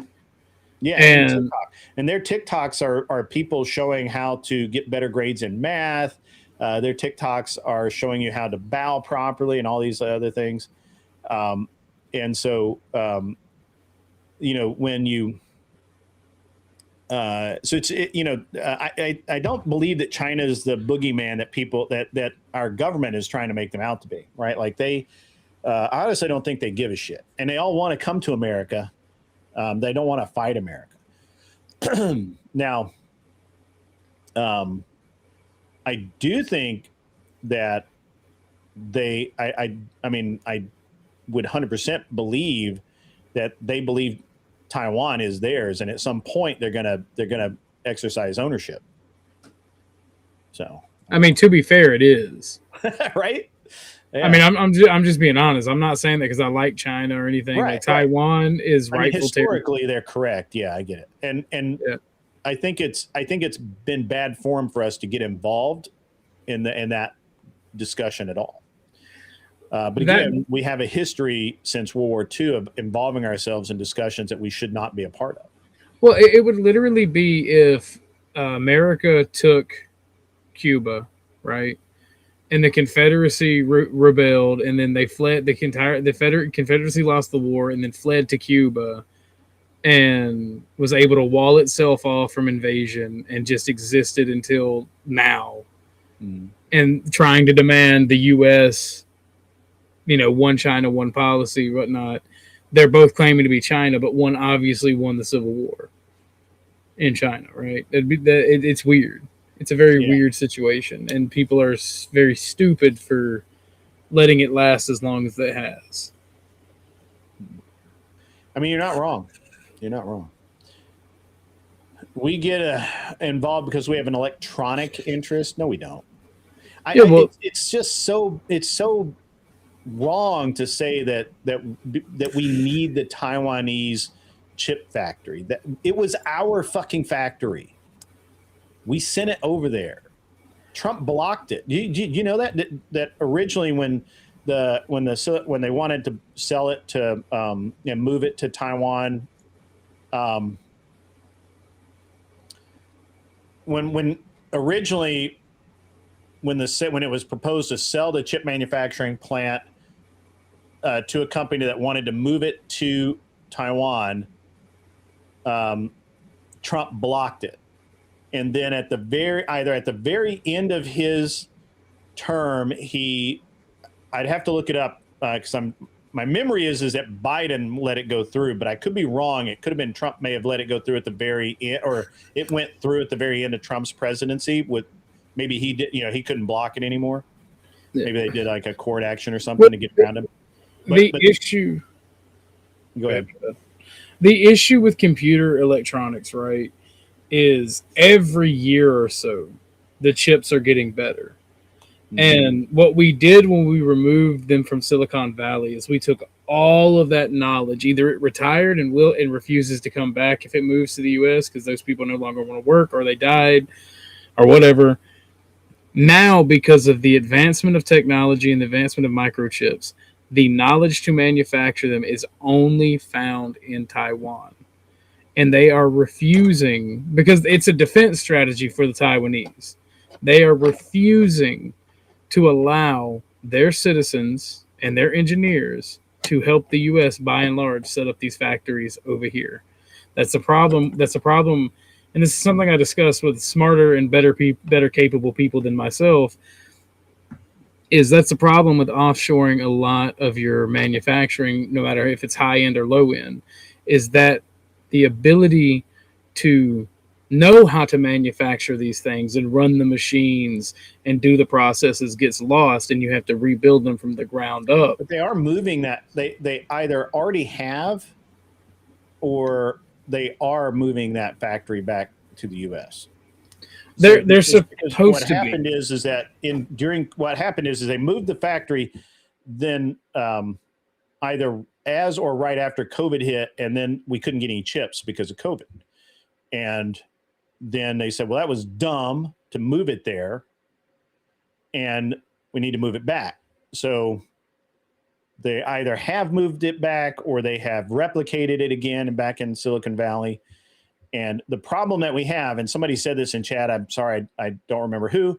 The problem we have is that in California, the EPA has basically said that you cannot process the rare earth metals, and basically you legally can't make the chips there because it violates their EPA the California's EPA process. And they don't want to move it outside of Silicon Valley because that's where all of the stuff is. That's where all the people that know how to do it live, and they don't want to. They're basically just saying every time we've tried to move it out of here, it flops. Like Sun Microsystems, they made their own chips. They moved to Boulder, Colorado. They had to move chip manufacturing back to California. So I don't understand all of the ins and outs of it. But it seems like that we are our own worst enemy because we won't allow these companies to manufacture the chips here in the United States because of our EPA laws. Well, whoever said that is right. That's what I remember as well, is that it wasn't that we don't have the technology. It wasn't that somehow the Taiwanese have leapt ahead of us in this. I know that in some of the AI chips, not the standardized chips like that run in my computer. Those are the AI chips. There's some like really like leap and bound of technology that are being protected. But yeah, the computer chip and memory segment right now is crazy. The memory chips right now are being all bought up for AI farms, and you can't buy new memory chips right now hardly, and people are selling used RAM for a lot of money because until the next evolution of chips, when we get away from RAM, or they get away from RAM and go to whatever's next, until that evolution, that the AI uses so much of it, and they need every single one of them. Like they're just buying all of them. Well, there's also a sinister plot to turn computers from personal computers back into terminals. Back into what? Into terminals where where you don't really own your storage. Your storage is it's put on a network. Cloud-based? Yes and no, right? Yeah, pretty much. It's cloud-based. They turn your computer from a personal computer into a terminal. And back in the day, that's how computers used to work. Like it'd be connected to a network in, say, a college, right? And that's how they would store all the data. Now, once they came to market, they were personal computers. But yeah, DDR5 has doubled in a year. That's true. It has. Again, because AI needs the memory. Really, the only thing you can use nowadays is DDR4 or DDR5. Everything else is so obsolete. The FAA has restricted Los Angeles International Airport airspace for all helicopters indefinitely as part of a proactive nationwide safety review. Effective immediately and until further notice, these restrictions significantly impact law enforcement, emergency medical services, and general aviation operations in the area. The FAA is still evaluating and more frequently denying entry to all flights operating under VFR, which includes most helicopter missions. The affected areas are large areas of central and south Los Angeles, specifically impacting the LAPD 77th Street, Newton, Southeast, and Pacific divisions. The safety context is this review follows a deadly midair collision in Washington, D.C. last year between an American Eagle regional jet and a U.S. Army helicopter that killed 67 people. That was because the Army helicopter did not have ADS-B on and the jet didn't know it was there. And while they're evaluating, blah, blah, blah. So, yeah. And if they're doing it at LAX, it's probably coming to an airport near you. Douglas says TSMC is simply expanding, not moving. Not really sure. That's a chip company. So rip Kobe. I don't think Kobe's not on that helicopter. Yeah.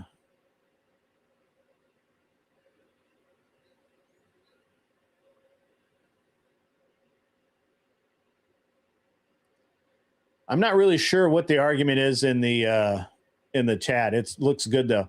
When the VP of sales for Samsung North America, we can't get the RAM from our own company for our mobility division since most of the supply is going to OpenAI and NVIDIA. Yeah, that's exact. Yeah, absolutely, Mullet. That's true. That's 100% accurate, man.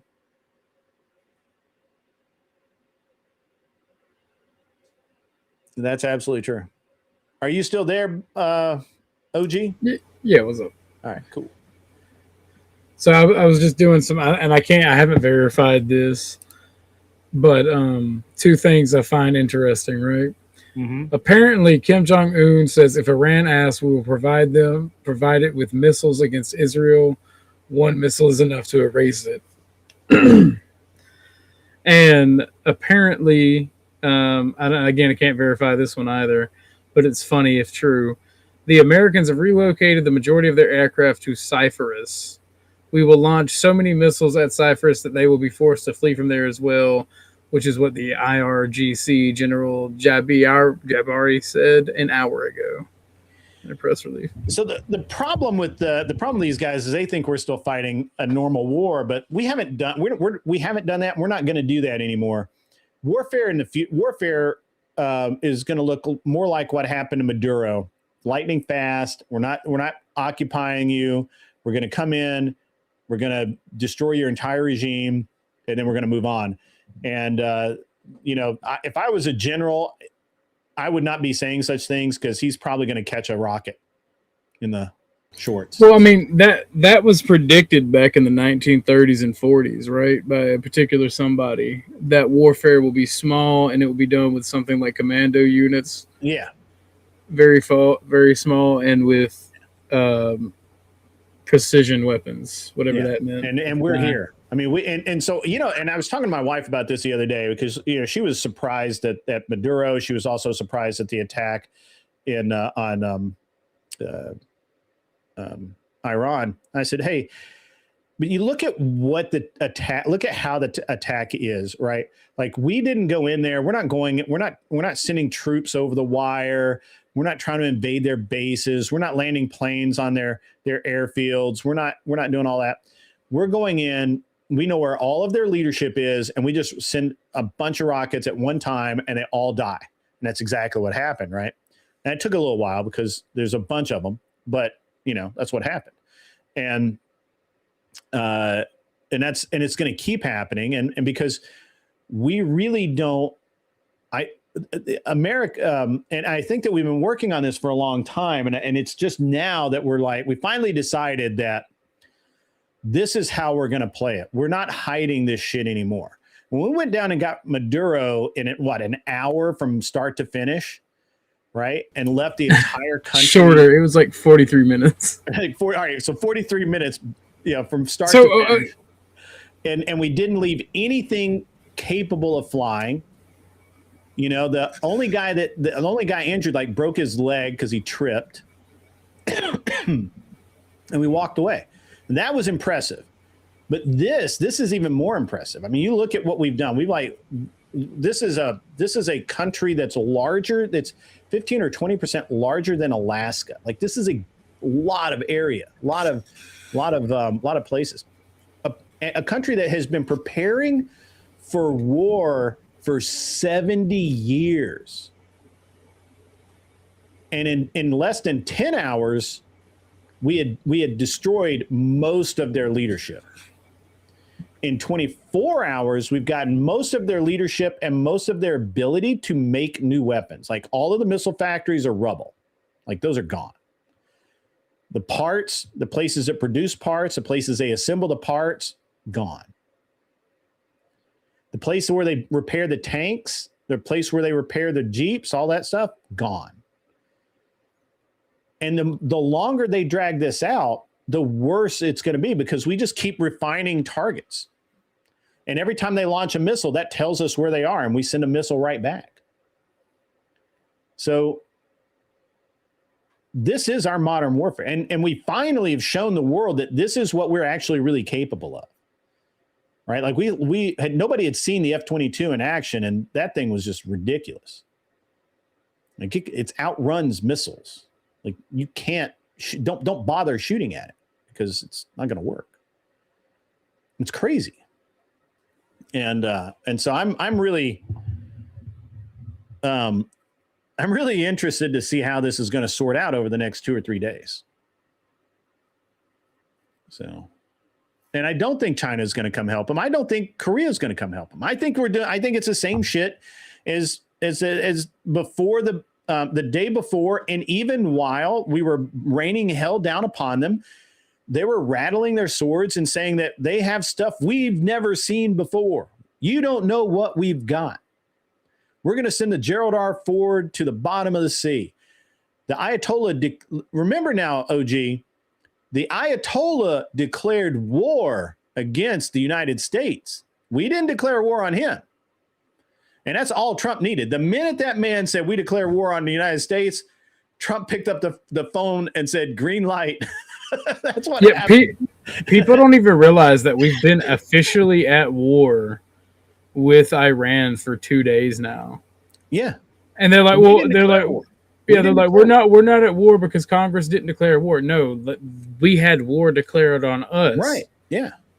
Like, at that point, Congress doesn't have to declare war. They literally attacked our military bases and our allies in the region and killed 4 of our soldiers. Like, we are officially at war with Iran.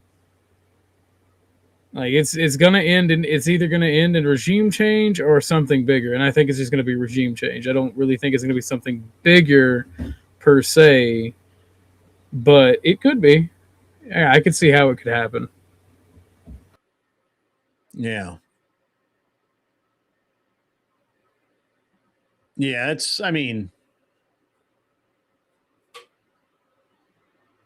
oh yeah, right. The F-15 pilots who kind of shot themselves down, they were all women. Did you know that? Crazy. Did you know that? Iran got slapped in the face. The pilots who were flying the 3 F-15Es that were carrying long-range missiles on the F-35, that the F-35 can paint targets for, were all female pilots. The videos show them ejecting, and then he says the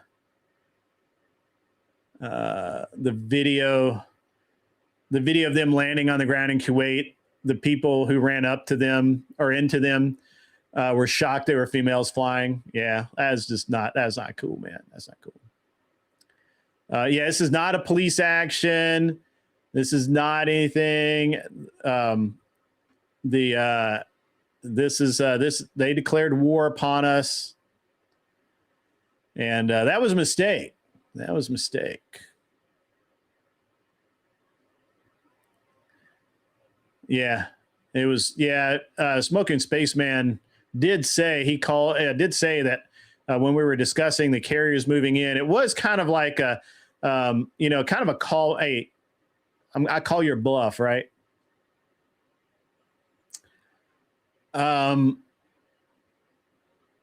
So resolution, you disagree with regime change this way? I don't. We destroying the one that took power in 1979. No, that regime change. So we installed the Shah, who was then killed in a coup. We led a coup, or did we lead it?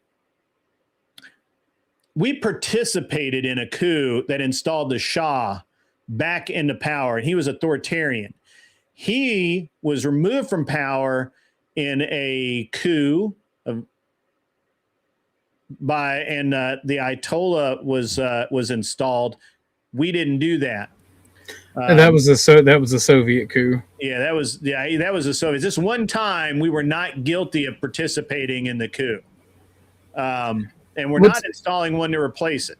Do you know that the theocracy is actually a communist theocracy?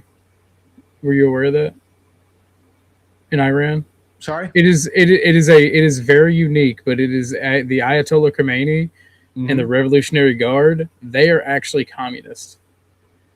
They're communist? Yes, they are a communist theocracy. I did not know that. I knew they were a theocracy. I didn't know they were a communist. Yeah. That is one of the first and only examples of a communist theocracy. Yeah.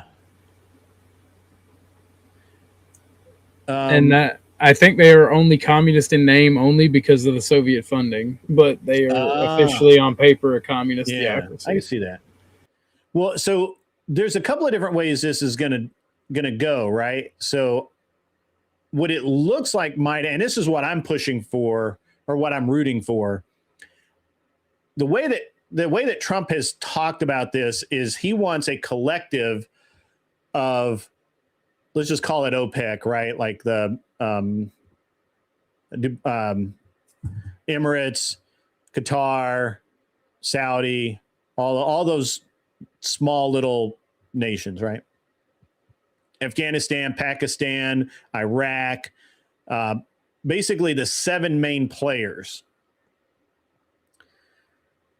to form a coalition to help support the new leadership of Iran, which hopefully will be this or this secular democratic party thing that they've got going on. And they'll have a secular democracy. And then and all of them will kind of self-police each other, and we will be out of it, which is what Trump is saying that he wants. He wants all of our troops home.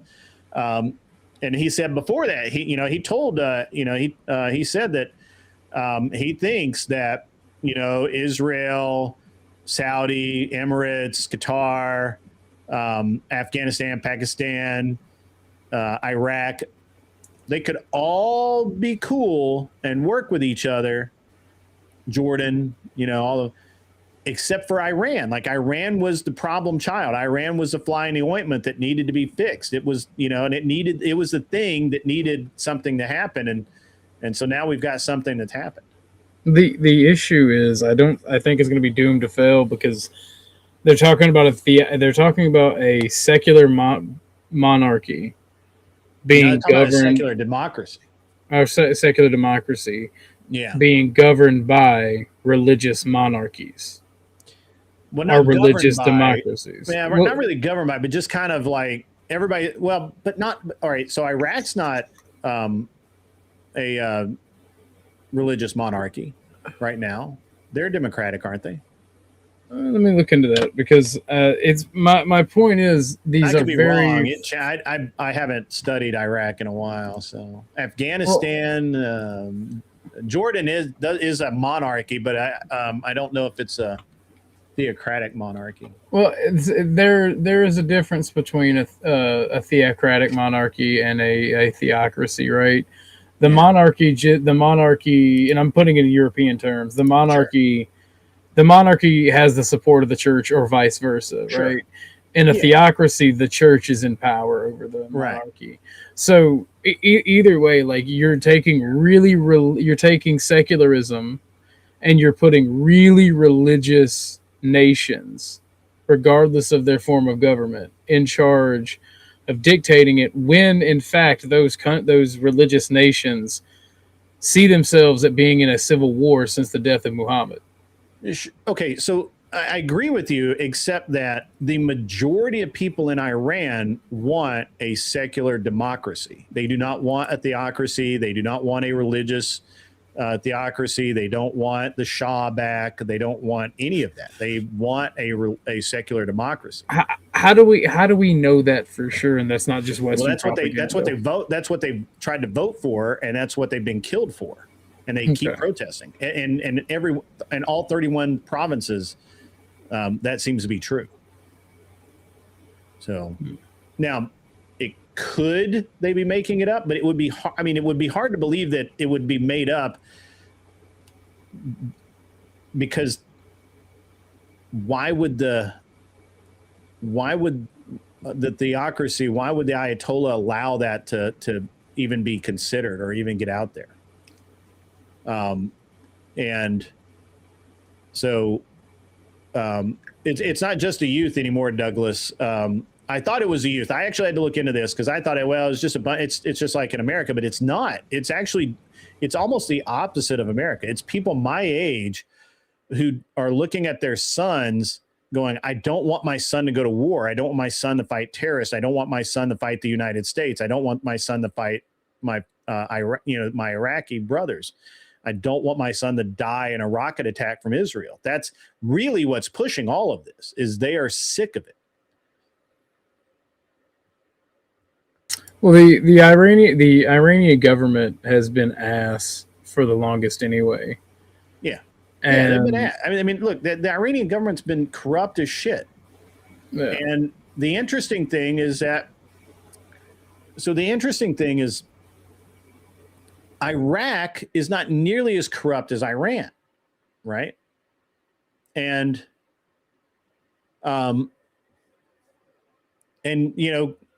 you look at all of the other nations, and it's just, Iran has just been so bad. The Ayatollah and Karl Marx would be best friends. That probably they can meet each other in hell. Well, no. He's making fun of me saying they were communists, but they literally are communists. Yeah. Like, you don't, like, Karl Marx is not the end all be all of communism. Like, you have different leaders who have their own ideology into it. Like, Christian socialism and Christian communism is a thing. Yeah. Well, so and Douglas asked to define corruption here, please. In this case, the corruption is constantly feeding terrorist organizations that are committing the same kind of degeneracy that they preach against, and the public is suffering because of it. You know, it's not like these guys don't know that their money from all of these oil fields, these billions of dollars, it's not like the public at large doesn't know that they're supporting Hamas and Hezbollah and even, well, to a lesser degree now, Taliban. So, and they're sick of it. And they're also sick of their young men being, and young women as well, being made to fight for nothing and die. You know, you only have so many generations of sending people to their death. So, yeah. Capitalist equals commie? I don't think so. Could be, though. And I do think that I think that the elders, as Douglas is saying, have an economic problem with it, but they also have a problem with their young people being corrupted by the state and sent off to these on these weird jihad things. And I think they're tired of it. I think they don't buy it anymore. I could be wrong, but it seems that way since they're literally not calling for religious reform, which is what I would expect if they were just thought they were being degenerate, but they're actually calling for a social democracy or a secular democracy, which means they want to keep religion out of the government. I also think that they're really tired of seeing billions upon billions of dollars go elsewhere and not into their country. And they look around and they see Saudi Arabia, Kuwait. The best example is Kuwait, right? So Kuwait, if you get married in Kuwait, because they have oil money, Kuwait, the government will give you money, and they give you money, and they buy you a house when you get married. The government does that because they have so much money. Now, it's not a nice. I mean, it's just an okay house. I mean, it's not a mansion or anything, right? And if you're across the border in Iran and you're looking at Kuwait and you're going, wait, hold on here. We have more oil than Kuwait. What the hell, man? Why are they living this way? How come we can't? So there you go. I don't know how you feel about that, OG. I was just watching the F-15 get shot down in Kuwait. That was crazy. Yeah, wasn't it? Yeah, that was crazy. Fire too. Really, that's crazy because everybody's crediting it. Everybody's crediting it to Iran. That's crazy. No, it's friendly fire.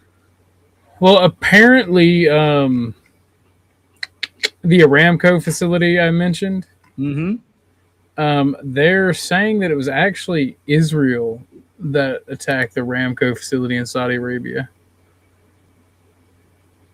Yeah. So I believe Ras, I think, is right here. What do you think about this, OG? Iranians removing Islam as government, them choosing another way, is a political earthquake that will spread to other Muslim nations. I think it's the reverse. I think what's happening in other Muslim nations where they see how good everybody else has it, and they're looking at 60% inflation, which is crazy, right? Like they can't afford anything. And Mullet Baby says the median age of the population of Iran is 32 now, according to UN. None of them were alive when the revolution happened. That's true. They have only lived in Islamic Ayatollah oppression. Also very true.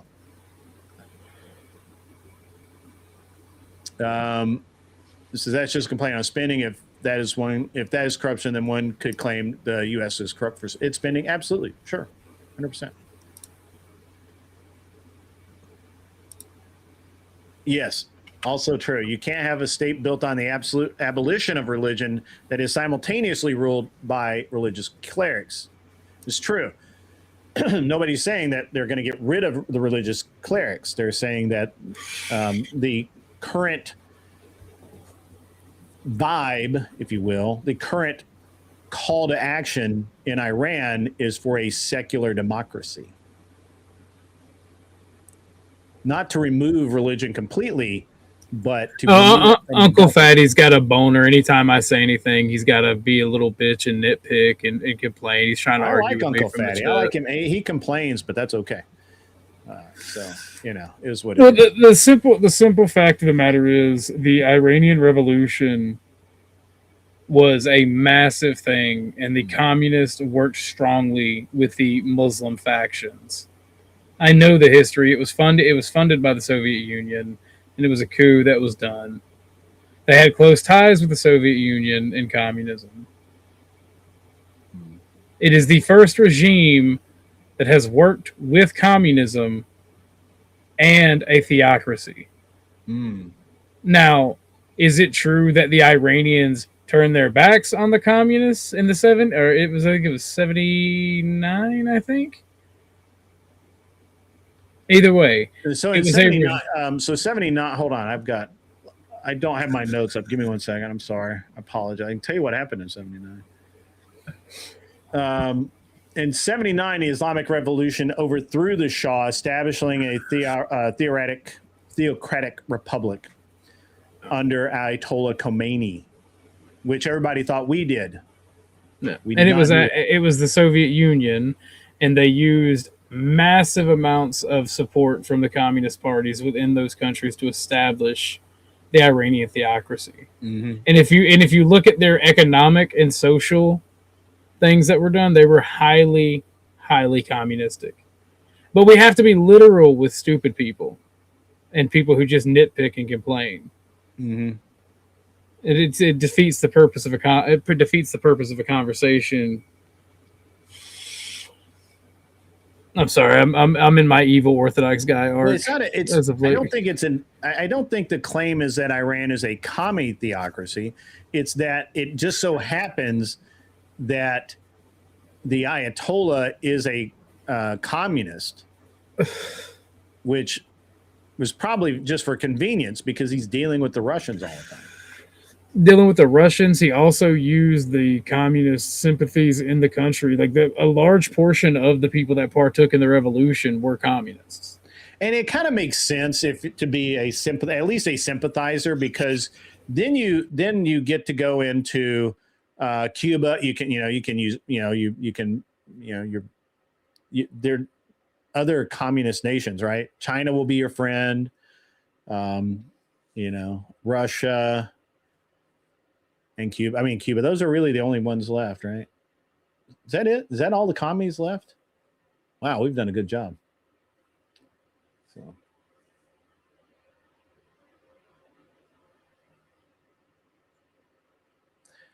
Doug thinks it's parent versus child. Maybe. I don't know. It doesn't seem like it because I don't see kids protesting in the street.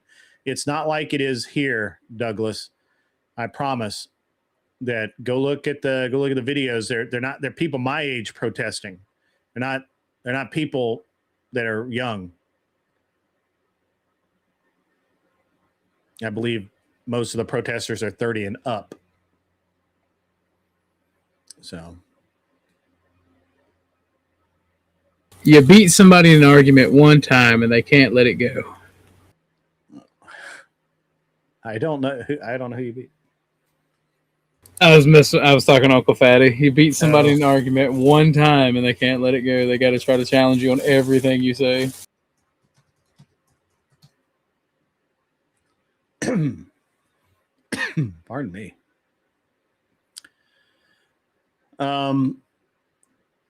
So I just, and take this for what it's worth, because Fatty is making me think out loud, and so is Douglas. So I just did a quick search here. This could be wrong. It is a Google search. Key groups and characteristics of protesters in Iran. Youth and Generation Z, young people aged 13 to 28, have played a significant role, often taking to the streets to protest economic instability and social restrictions. Women have been central to the protest, driven by anger over mandatory hijab laws and restrictions on their rights. Dang women. Workers and shopkeepers, the 2025-2026 protests began with strikes by shopkeepers in Iran's Grand Bazaar, which expanded into nationwide demonstrations. Now, to me, that says that the older people started it. The younger people are just tagging along. Minority groups. Protests have been particularly strong in regions with significant minority population, including Kurds in the West and Balak people in the Southeast. That's not black, that's Balak. Don't think I'm making fun of people. It's not my accent. The general public. Disillusionment with economic hardships, including high inflation, currency collapse, and poverty, has drawn widespread participation from various social classes. Demands and goals. Regime change. The primary goal of many protesters is to overthrow the Islamic Republic, with some calling for the return of a monarchy under Reza Pahlavi, the son of the former Shah. economic reform. Protesters are demanding solutions to soaring prices and the mismanagement of essential services. Civil liberties. Protesters are calling for the greater personal freedom and an end to strict religious laws, such as the mandatory hijab. Yeah, maybe they're not going to get that one, but, 9 out of 10 ain't bad. There we go. I had to look it up. I looked it up. I don't want people to say that I stifle. So take it for what it's worth. Nobody said they didn't want Islam. I said they wanted a secular government. That is another part of it. They want a secular democracy. Said many are wanting the monarchy back, but many do not. I think the majority right now is wanting a secular democracy.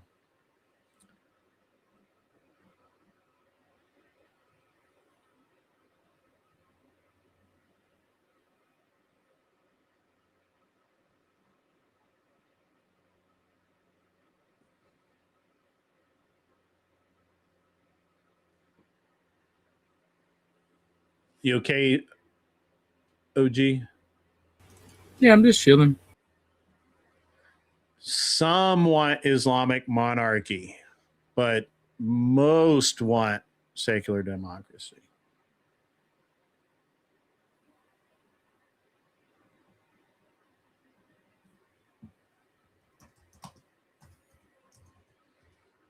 Well, no, it's. I still don't believe it, man. I don't believe it. They probably hate the Shah for the sucky governance and the shitty economy. I don't think they want secularism. I think that's a Western idea that's imposed on them.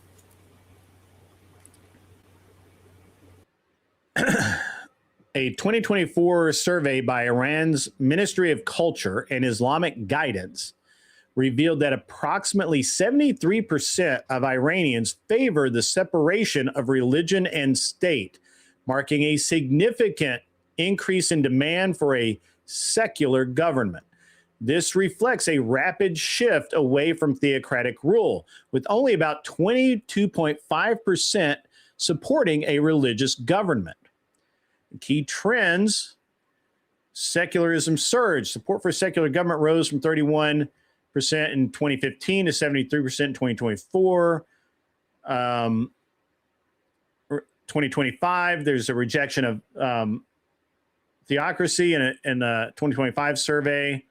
70% of Iranians oppose the continuation of the Islamic Republic, while 89% support the concept of democracy. Specific preferences are, while secularism is widely popular, alternative system preferences are divided. 26% favor a secular republic and 21% support a monarchy, and the many are undecided as to the exact future structure. Opposition to the current system is higher among university graduates, over 74%, compared to rural areas. So, yeah. It sounds like they just want to get rid of the fucking Ayatollah. They just don't like the Ayatollah. They don't like that guy. They're tired of that guy. You know?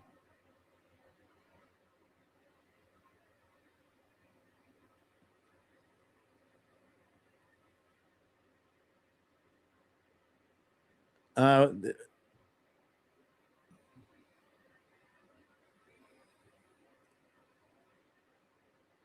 mean, Iran's Ministry of Culture and Islamic Guidance sounds like one of those organizations that when they give you a survey, you fill it out and send it in. You know.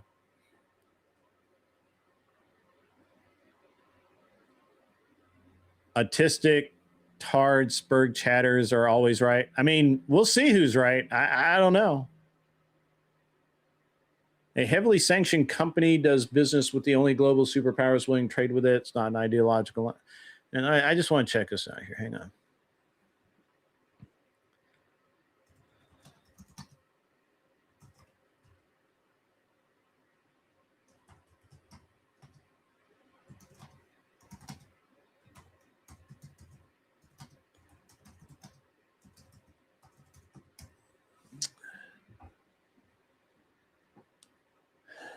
Yeah.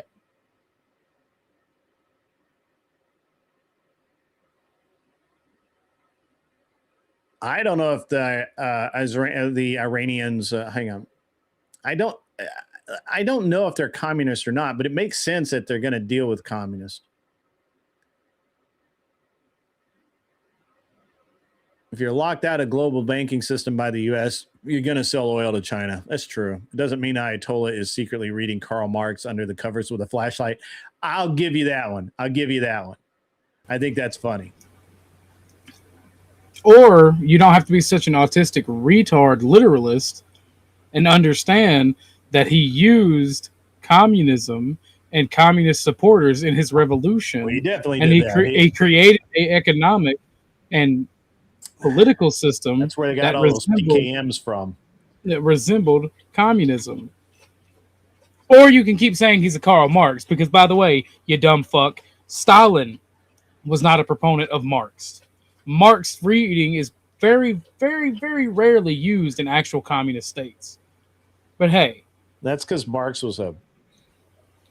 It's because it doesn't work. He's a dumbass. Yeah, it doesn't work. He's a dumbass. It's like, why do people always cite Marx? Because he was a tard. Anyway. Yeah, that's right. You can't cut down a tree in your own yard. It's like the ultimate HOA.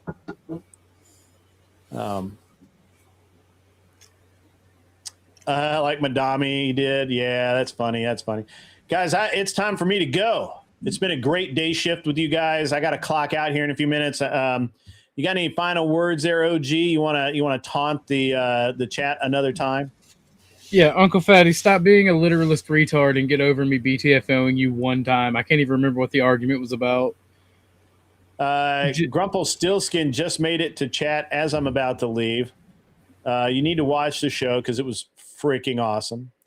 Again, guys, listen, we've got a lot of stuff going on this week. Tonight, I don't think I'm doing anything. I might be in a debate. I might not, but I think I'm going to take night off unless I promise to do something and they remind me, which could happen. Well, thanks for having me, Grid. Hey, thanks, man. Appreciate it. You want to shout out your channel or anything? Sure. You guys can find me over the Orthodox Guy channel. We're slowly but surely making better content and getting back on track for our streams. Still a little way to go. Thank you for having me, Grid. I appreciate you. And you guys have a good one. Be safe. Even you too, Uncle Fatty. Yeah. All right. Cool. Appreciate it, man. All right, guys. So tomorrow, nothing. I don't stream on Tuesdays unless something really happens. So sorry, I won't be here tomorrow. Wednesday, the day shift will actually be gun prattle. Going to have Connor from Counterpoints on. We're going to talk about his background with firearms, his training in the military, his training in law enforcement, some viewpoints on it. We're going to discuss some of the nuance there. We're going to talk a little bit about competition shooting and what he thinks about firearms, and probably get into some 2A issues and his stance on various government intrusions on the 2A. So it's going to be a great conversation on Wednesday. That'll happen. I will start up at noon. So he'll be here at noon and we'll have a great time. Wednesday night, I'll be doing my normal show. I think I've got a good guest on for Wednesday night. We'll see how that's going to work. Oh, it's Modi. Modi is going to be here Wednesday night. He is a Twitch guy. He's big time. Well, not big time. I think he's a big time streamer. We're going to have him on. We're going to have a great conversation. It's going to be fun. We're going to talk about how he came up, what he does. We'll maybe put him on the spot with some political stuff. He's from the UK. So we're going to talk a lot of shit about the UK. All right, that'll be Wednesday. Thursday day shift. We'll be doing this again. Then Thursday night, we got a debate. It's going to be about Iran. It's going to be about all of this stuff, about whether Trump was right, and all of this kind of thing. It's going to be Dylan Burns, average debate enjoyer, and parties unknown versus probably me and ADE versus Dylan and whoever. It's going to be awesome. It'll be a great time. You guys are going to love it. It will be a great debate. Friday night, we're doing Nerd Wars. You heard me, Nerd Wars. And I got some big 40K guys that are supposed to show up, big Star Wars guys. So if you want to debate nerd topics and you think you can hang, you be here. And you come in and you hang out. We will start that normal time Friday night. It's going to be awesome. We're going to have a lot of fun with it. Nerd Wars, again, I don't know anything about 40K, but it's been suggested. Yeah, Modi's been around the DGen side of Twitch for as long as you. All right, cool. Yeah, Modi's going to come on, and you're going to have a lot of fun with that guy. Nerd Wars Friday night, chill stream Saturday night. No streaming. I don't think I will stream Friday afternoon or Saturday afternoon, but you guys will still be cool. You found a Kimber 1911 for $6 bills. I hope you paid for it right then and ran. What I hope. Gun Prattle will be released probably tomorrow. As soon as I get done editing it, look for a release on the Gun Prattle channel. If you haven't been over there to hit that subscribe and like button over on Gun Prattle, shame on you. Shame, shame, shame on your name. And yeah. You know what I don't understand, Smoking Spaceman? I don't understand why every single time I start talking about anything, all anybody wants to talk about is Trump Epstein, which, by the way, there's no proof. Not one. I've looked. You know what? And it was funny because everybody kept saying, "Oh, it's in the Epstein files. It's in the Epstein files." And I went and looked, and there ain't shit there. There ain't shit there, except the FBI saying, "Yeah, we don't think this happened," or "Yeah, there's no real evidence that any of this happened. It's just all innuendo, all speculation. A lot of it's investigative questions that happened that they then went back and said, yeah, we were wrong about that." So it's very interesting that everybody wants to talk. Every time I launch, everybody wants to talk about Trump Epstein. You guys got to find something else to talk about because it is the biggest nothing burger ever. Grumple Stillskin Man, cool to see you. Come back tomorrow, man. So yeah. I'm unlikely to stream tonight. If I do, watch for the announcement. It will be cool. And in the meantime, guys, as always, be cool. Wear the glasses if you need them, and go stand on somebody else's lawn. We'll catch you later.